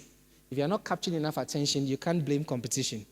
You can't stop people from coming into the market, but you can be top of mind so that even though there are a lot more, they will still go for yours. The only reason why you don't buy Coke is because you don't like it. Not because it is not available. Not because it is not widely known.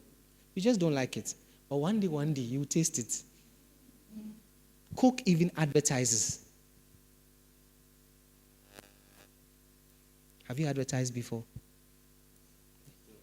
Beautiful. Third question. Please, this one will break into group and discuss it all. It's not like I'm just asking and talking plenty.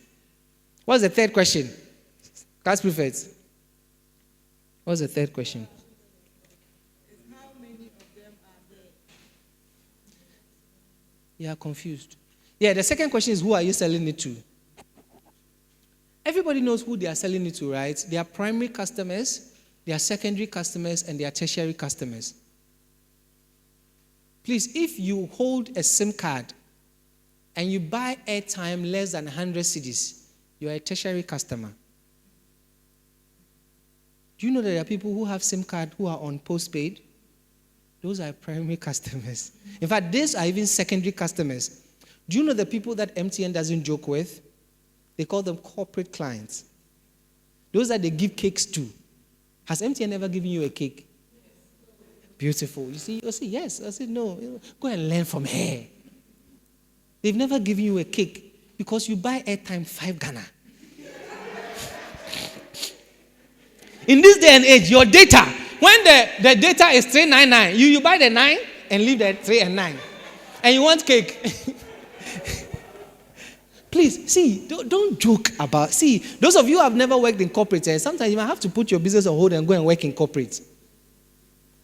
One of my biggest regrets, as my father kept telling me, is that go and work small before you start your business. Because my little brother has started his business, and the difference between me and him, very big. Because he worked in Cowbank for years, and now all the Cowbank strategies, he's using it. His clientele, his discipline, his structures, everything is from Cowbank. Me, I never worked anywhere. Try and error, and my still me. It's normal. Work somewhere out under somebody. That's how it is. He doesn't have time for me. Today he's at Goki. The next day he's into construction. Please, I'll introduce you.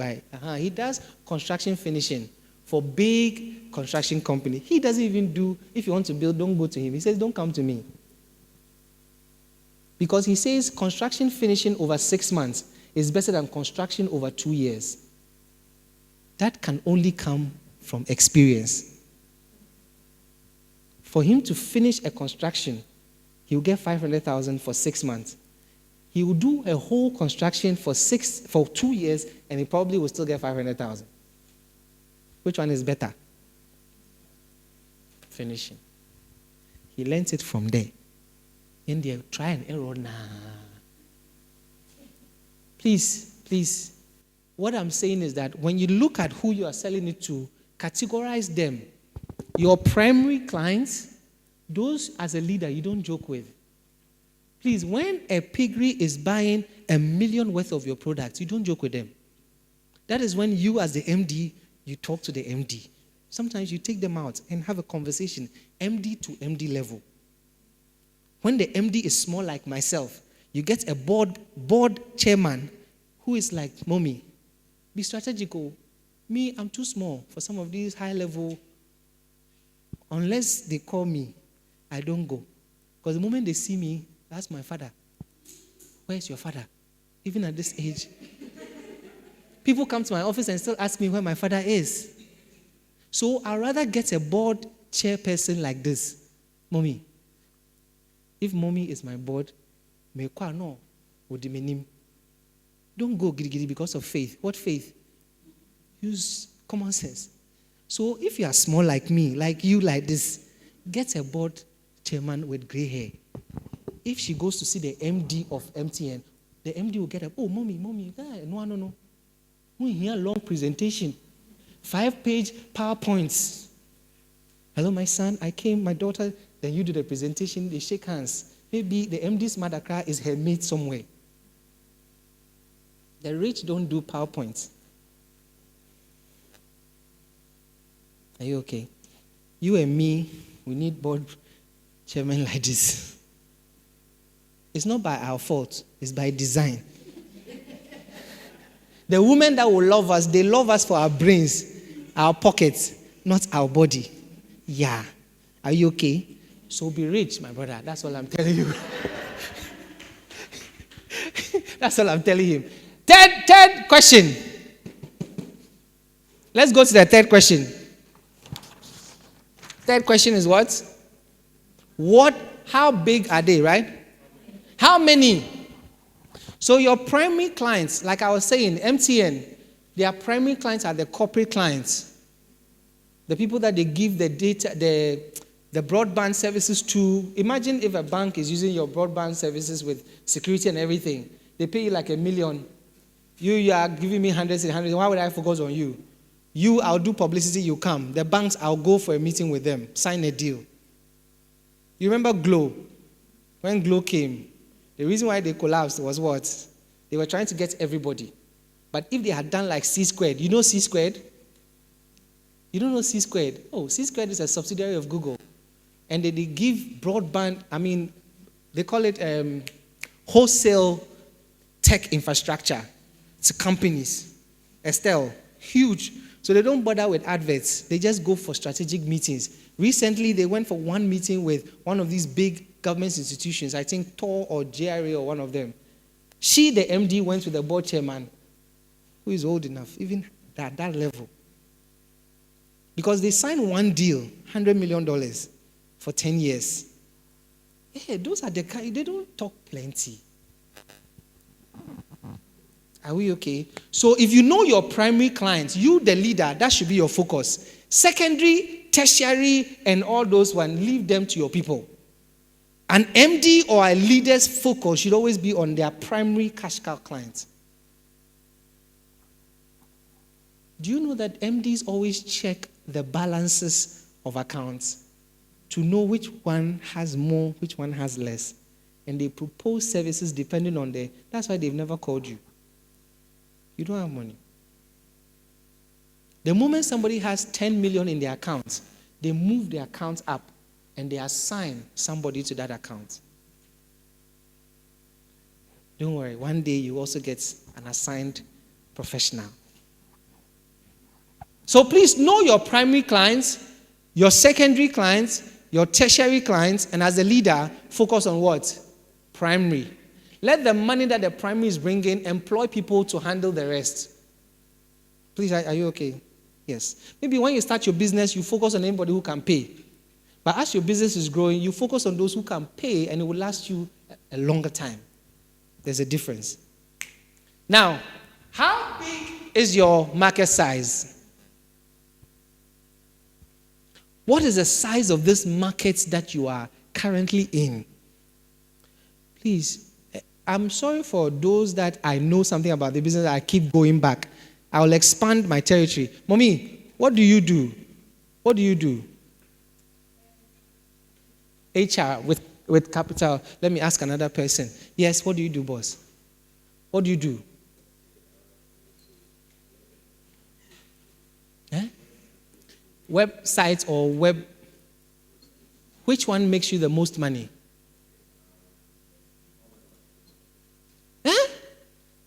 Sorry. See the mistake he's doing. Please don't, I've told you, don't come for workshops. Information abounds already, especially with AI. Come for workshops and go with something you can use immediately. I've asked you 2 questions. You're taking a lot of my time. What do you do? Web and what? Good. Whatever that means. What makes you the most money? See, as a business, are you a business owner? Or you work there? You own the business. Never start your sentence with am. It's an indication that you're not sure. You're come to lie to me. So don't start your sentence with am, okay? What makes you the most money? Don't start with am. What makes you the most money? Of what? Online marketing. Please, can we help him?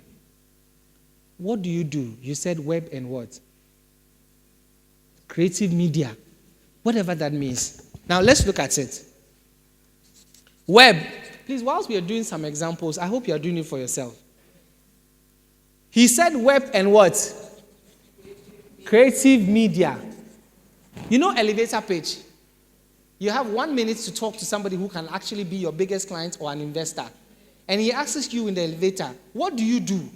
You said web and creative media. I don't even know what this means. But it's okay, I'll give you the benefit of doubt. Right? And I asked you, what makes you the most money? What did he say? Subscriptions. In what? You said what?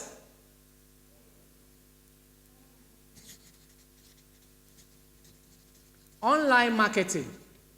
Does online marketing fall under creative media or web? Shh. Yes, where does it fall? Is it web or creative media? Both. So what would the person subscribe to?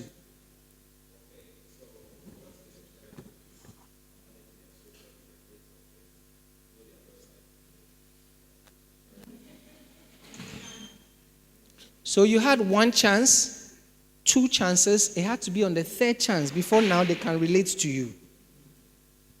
Do you see what you are doing to hurt your business? Please, as a leader, don't waste time.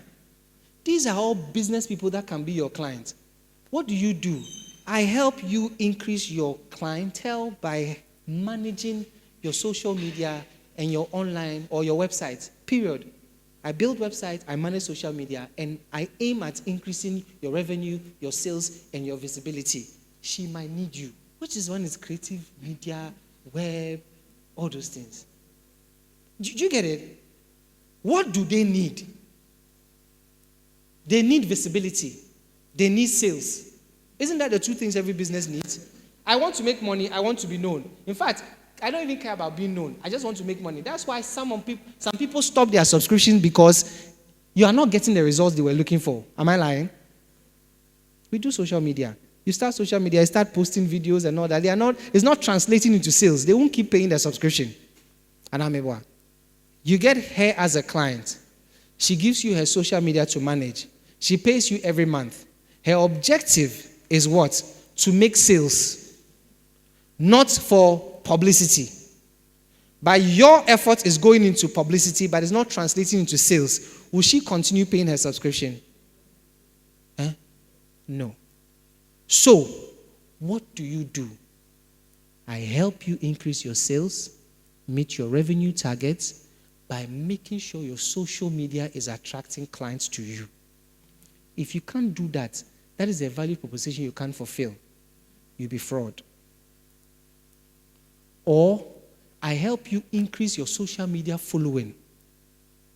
If it was 100, I can get you to 1,000. The moment I get you to 1,000, whether you have made money or not, that is not my concern.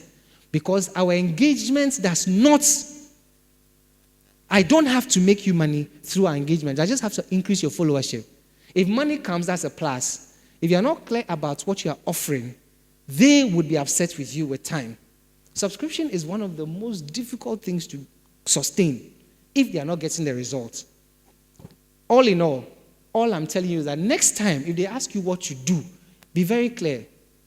The subscriptions, what is the objective of the clients that have come to you? What is the number one objective? What do they want from you? So one, visibility.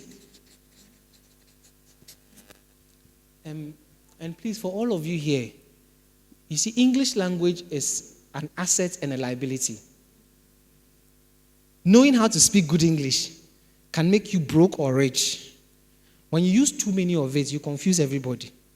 You see what he's doing? He's talking plenty. Let's break it down.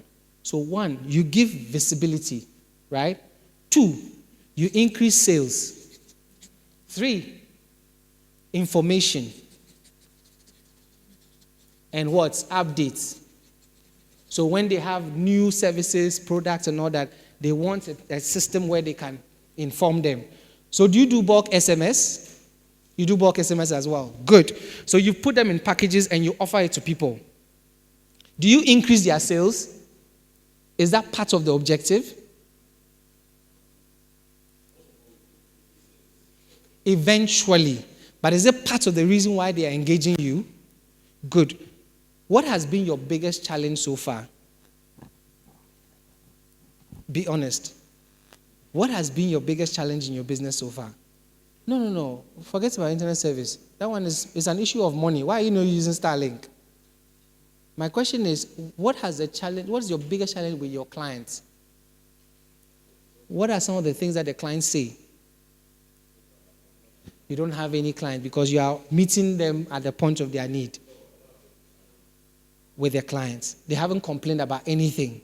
And your issue is resource. Good. That's not an issue. That's just cost.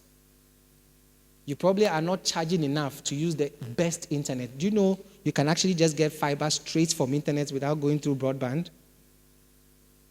Yeah. Your internet is not a problem. It's your package and the service provider. Do you use Starlink? iShow Speed came from wherever. He didn't use MTN. He didn't use Telecel. He didn't use, do you know what he used? Starlink. You can use Starlink. Because one, you have clients who don't have any problems with you. He's lucky. Whether he's lying or not, I don't know. But his clients don't have any problems with him. They love the service he's offering. And the only challenge he has is actually what enables him to do that service. If you were an investor, would you be happy with him? No. Because where should his investment go most? Internet. Are we okay? If you have to go and live in space, go there. Are we okay? Good. But please be very clear. All this web and creative media and all that, you're wasting your time. We don't care the identity of your business. We care the value your business gives. Are we okay? You help companies to increase the productivity of their employees by 35%. Do you know that if you tell any boss this, they'll be excited? How do you do it? We give them exciting tour experiences that calms them down. And by these numbers, we can prove that it increases productivity. That's how you enter corporate. It's not all about fun. Because companies will not pay for their employees to go and have fun. They will pay for their employees to go and rejuvenate so that they can come and give them more. But if you go with fun, they won't pay. Are we okay? Good. What is the size? How big is your target market? Most of us don't know. How many rich people are in Ghana? I'll say a lot. Can I please share something with you?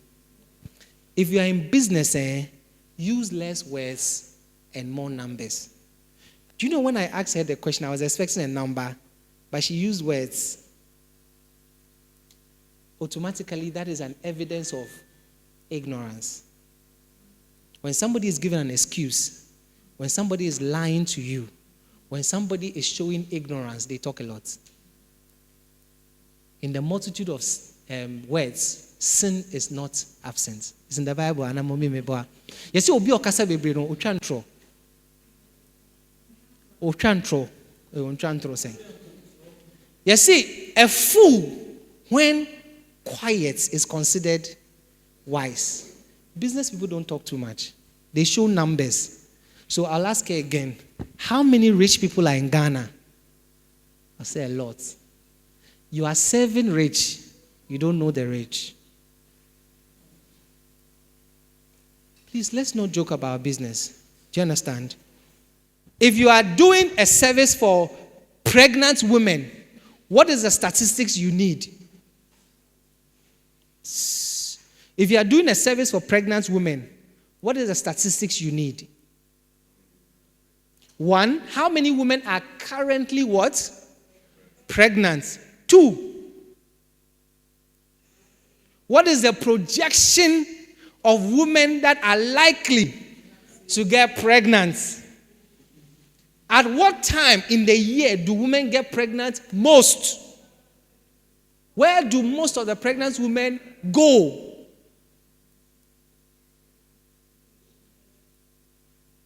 You need those numbers.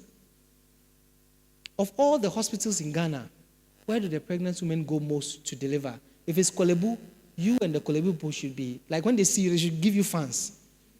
All the nurses who deliver, they should know you. Every Christmas, go and give all of them gifts. Don't joke with your target market. Do you know one man that I admire because he's mastered this thing I'm telling you very well? Do you know? Can you give me a name? Hello? Mommy, do you know? The man has mastered who are your target markets. Where can you find them? Who? I really cute. Yeah, he says. Just Pawn. You see why she has to be your board member? No, don't joke. Don't joke. See, if you want big money, go with people that look like money.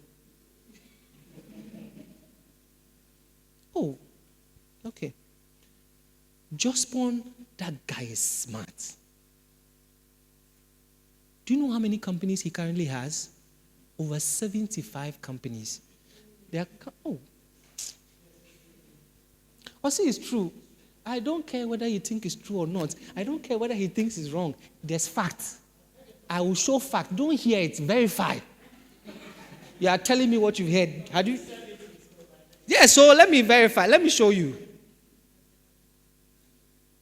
Please don't be hearing and let me show you something. Those of you who have internet, just go to justpongroup.com. He has over 75 subsidiaries. 75 companies. And they are not small companies. Do you know Omni Basic is his? Do you know Metro TV is his? Do you know AH Hotel is his? Appointed Time? But the guy knows who he's serving. When he started the waste company, waste collection, some people started waste collection, they were going from house to house. Beautiful business, Abi. You know what he did? Where is waste the most? Like the most waste? It's at places that individuals will not pay. So he has to talk to the government. So he went to the municipal assemblies. They are the ones that deal with waste the most. On the street, in the market, nobody is picking them up. So what did he do? He signed contracts with governments, municipal assemblies, to be the one that is handling all that waste for them. And the same model, he's doing it in Nigeria, Kenya, Liberia, Ethiopia, everywhere. Same model. His cash cow up to today has been Zoom Lion. He knows who his target client is and where they are. So he now knows all the municipal assemblies. How many municipal assemblies are in Ghana? You don't know because they are not your target client. 275 or 73. That guy has all of them on chokehold. Literally. Charlie, there's no big contract he's not signing himself. That guy runs a conglomerate as if it's a sole proprietorship. I beg you. I don't know how big you want your business to be, but steady people who have done it. You know Heirs Holdings? Heirs Holdings. Heirs Holdings. You know Tony Elumelu? UBA. Oh. Chamber. Tony Elumelu has a conglomerate holding company called Heirs Holdings. Do you know UBA? Hello, UBA. It's a big company, right? In all Heirs Holding businesses, how much percentage do you think UBA occupies when it comes to asset portfolio? Give me a number. UBA, that big UBA, everywhere in the world. In percentage terms, the value of that asset in his portfolio, how much do you think it is? Guess. UBA. 25. Okay. Yes? 54. 50. Okay, 54. Eh? That's smart. Because we are emphasizing big, show that it's small. 8%. The whole UBA in Heirs Holdings is only 8%. 8%. Most of his money comes from energy, 32.8%.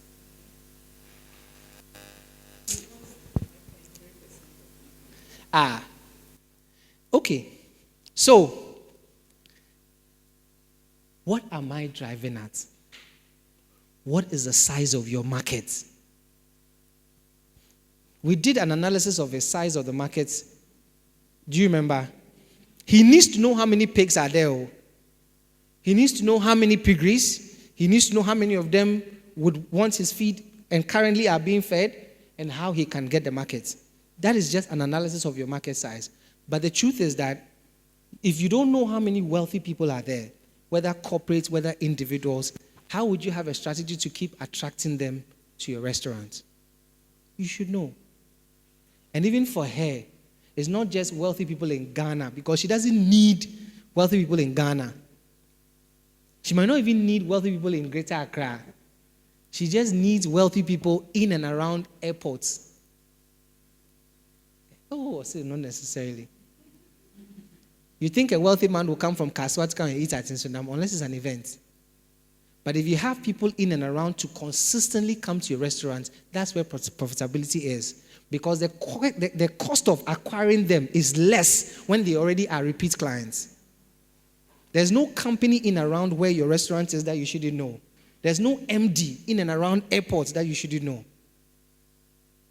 Be very strategical. When you leave it, anything can happen. But be very strategic. We are saying the same thing. Please tell them what you said.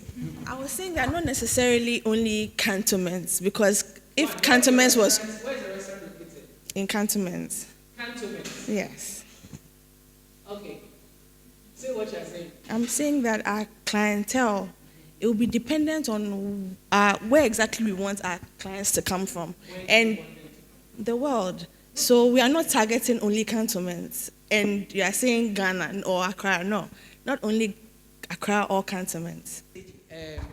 The lady that does at North Ridge, the local dish, Azmera. Why do you think Azmera has been in business for a long time? Do you know that's a place that diasporans go to experience authentic Ghanaian local dishes? That's how she's positioned herself. But that's not her primary client. Do you know where she gets the most money? Political leaders, religious leaders, corporate leaders coming for lunch every day. I told you, categorize your clients into 3. Primary are people who eat every day, not people who travel and come and experience. Secondary are people who just want to try it and see, maybe they will love it. Tertiary are the diasporans. So every time when there are specific events coming down, you do things that attract them. But they won't order food to US. Please, you understand what I'm saying? So anybody can come and eat there, but the people who sustain your business are those who come often. Yes. So if you can get all the MDs in cantonments, in airports, in Rage, all of them to become having lunch. Do you know they eat every day? If they come there to eat lunch every day, you might not even need the diasporans. After all, how much would they eat? They just eat once, do video and go. So I agree with you that you want everyone in the world to buy. Do you know that Africa is not even on Apple's focused market? The whole continent. When they are doing their strategic plan, where if sales go down, they are affected the most. Africa is the least. Do you think they don't want to sell to us? When they lost China's markets to Huawei, I'm sure they had multiple board meetings. Because China is almost 2 billion. If you lose that market, you are in trouble. So I agree with you. But that's the reason why we have operational and we have strategic. Operational is what she's saying. We want everybody to come. So we make sure that everything is spot on. The dressing, the way they talk, the output of the place, those are all operational things. If you think strategically, how do we sustain the business every day? You realize that you need to pay attention to the low-hanging fruits. And for her, it's everybody that is already in Ghana. Don't be too fixated on operational and leave strategic. But we'll get there. One more example. What is the size of your market? What is the housing deficit in Ghana? Who knows about the housing deficit? Do you know what housing deficit is? Hey, business acumen day, we have to learn it all. Housing deficit is how many people in this country don't have a roof over their head, a decent place to stay. Currently is at 1.2 million people. That means that the potential of housing is not going down. So your business will be sustainable. But some of you, you are like DVD. The moment there's Netflix, your business is dead. Have you checked the Just One website? 75 thriving companies. What is your market size? Where are they the most?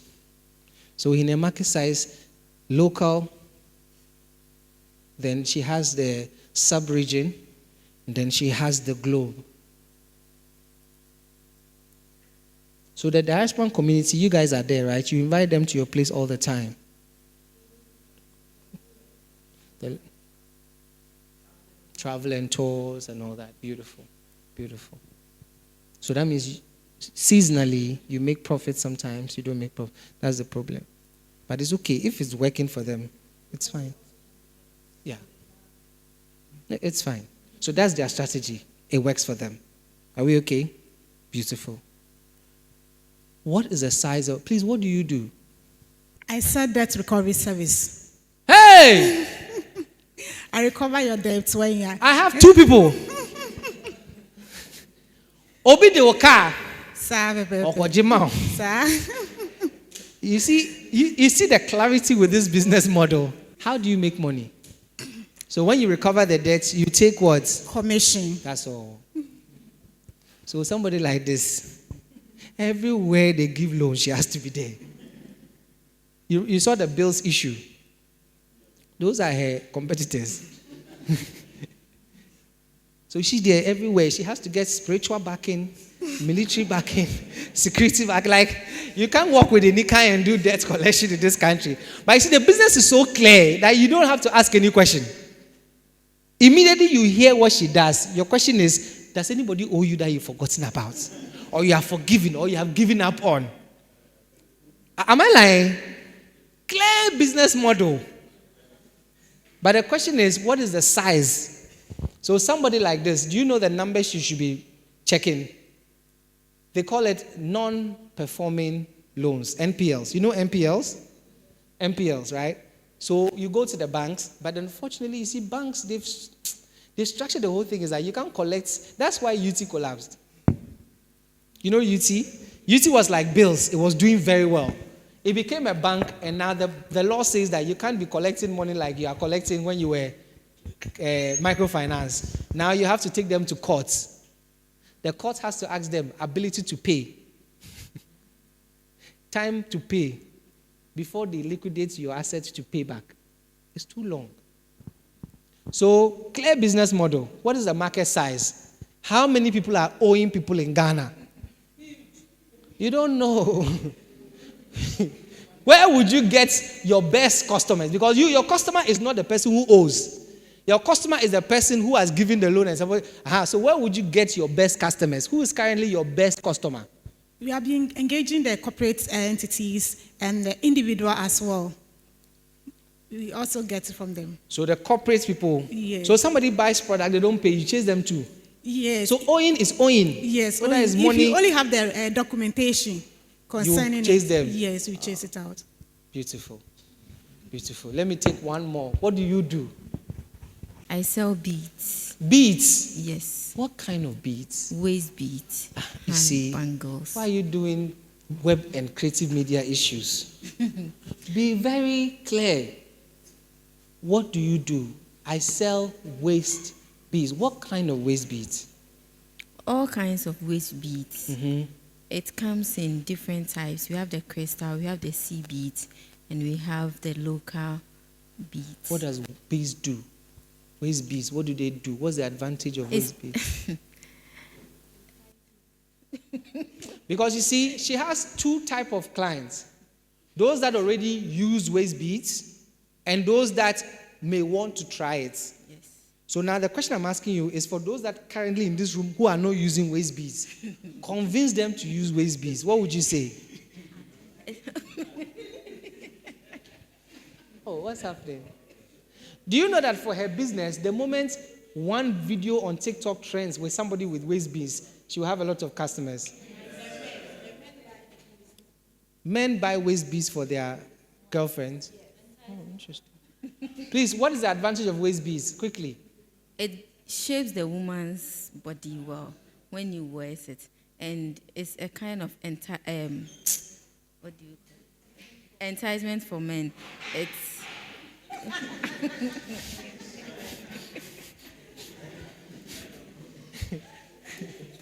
So when you look at the market size, how many women are in Ghana? how many? How many women are in Ghana? It's about 60% of the population. Or say 52, who's 60? She knows. So let's say if it's 30 million, 52%, right? How many wear waist beads? You don't know. About 40%. About 40%. Yes. So your market is big. Yes. So this is a multi-million CD business? Kind of. Okay. Yes. If you are able to do it to satisfactory, it's very, very, it sells well, yes, and very lucrative. Please, the investors in this room, would you invest in her business? Every time in your business, ask yourself this question, especially as a leader. Would anybody invest in my business? It comes with the market size. Yes. How big is the size of the people that I want to serve? She has a deficit of 1.2 million. It means that for as long as we exist in this country, roofing will never go out of market unless somebody comes with an innovation. You know, anointed electrical. Do you know that business? You see that they are pivoting. They've pivoted. They've evolved, right? Right now, what are they? Electric cars, EVs. You are not studying. Anointed transport services. Why? Because in the Doomso era, the generators were really selling. So they made money from selling generators, both to individuals and corporate, servicing generators, installing generators, and all those things. But now light is consistent. So you can't keep running your business when your market size for generator is slimming every day. Now, globally, the market size for EVs is growing.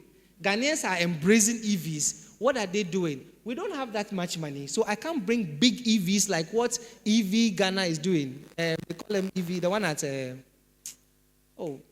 Spintex. They do luxurious EVs. But Anointed is positioning itself as affordable EV distributor. So you see those tiny EVs they've come. Very soon you will see that they'll go into EV batteries, replacement, servicing, and disposal. It's still electric, but not only generators. So when your market size is shrinking, you need to either pivot or completely change your model. That's why market size is important. But a lot of people do business with no idea of how big their market size is. In fact, there are consultancies I've done that the targets they have for revenue is bigger than the size of the whole market. Did you understand what I just said? They have a revenue target. So like Capital, they give you a big revenue target. Make me 10 million. But the size of the HR market in Ghana is not even 10 million. So that is just an impossibility. It's only possible if we expand to West Africa. That's why AFTA is a good initiative. AFTA. Because now they're expanding the market to 1.2 billion. Nigeria and South Africa would always lead Africa because they have the market size. So when Ghanaians are even comparing ourselves to Nigeria, it's very funny. It's very funny. Like, we don't have the balls. We don't have what it takes to compete with Nigerians. We don't. In Ghana, the only place you can do a concert and it will be lucrative is Accra. Do you know how many places in Nigeria you can do a concert and it will be lucrative? Do you know AY Live? AY Live. Oh, you don't know AY Live? It's a comedy show that AY does. Online. It's online. When you go to YouTube, it's a brand called AY Live. You know that, right? Good. AY Live.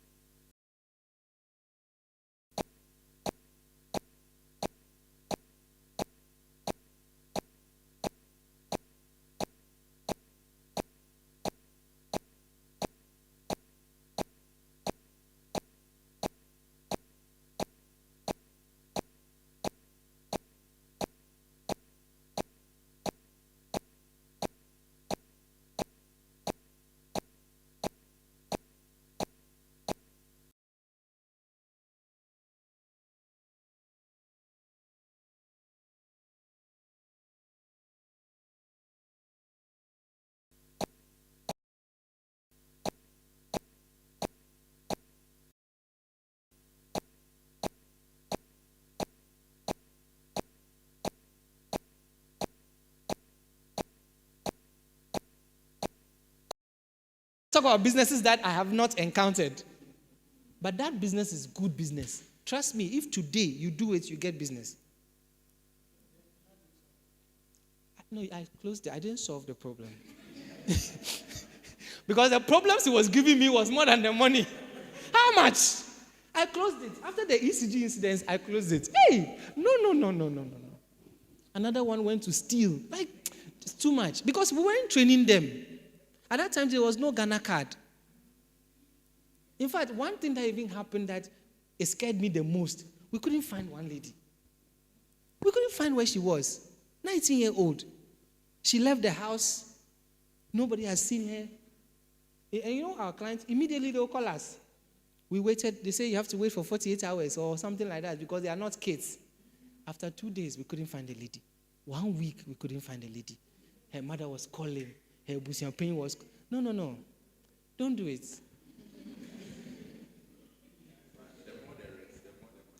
You know, she had gone back. She had gone back to the Volta region, but was staying with her boyfriend. If the boyfriend had not slapped her one time, we wouldn't have found her. No, you might be laughing, but you see, good problem is not always easy problem. But if you start the business today, you make money. Am I lying? Easily. In South and East Africa, they do well. It's so organized. Mommy, you know why? Because they train them. It's an institution. Why do you think we started it? They have not. Mommy, you know why? In SA, even in SA, they pay well. They pay the SNITs. It's a full-time job. It's a full-time job. Like you people travel and go, you like this, you are looking at me, you get opportunity to go to US, you do this nanny. Because it's an easy job and it pays well. But here, it doesn't pay well. They will tell you that they are accommodating you, they are feeding you, so why would they pay you well? So it's not just about policy. They don't pay well. Then we would implement it. You have to pay them this. It's true. They don't want to do it. Okay, that said. So I was just explaining good problem. Nanny, house help, good business. But the problems outweigh the benefits. Are we okay? So please, what size of the market can you capture?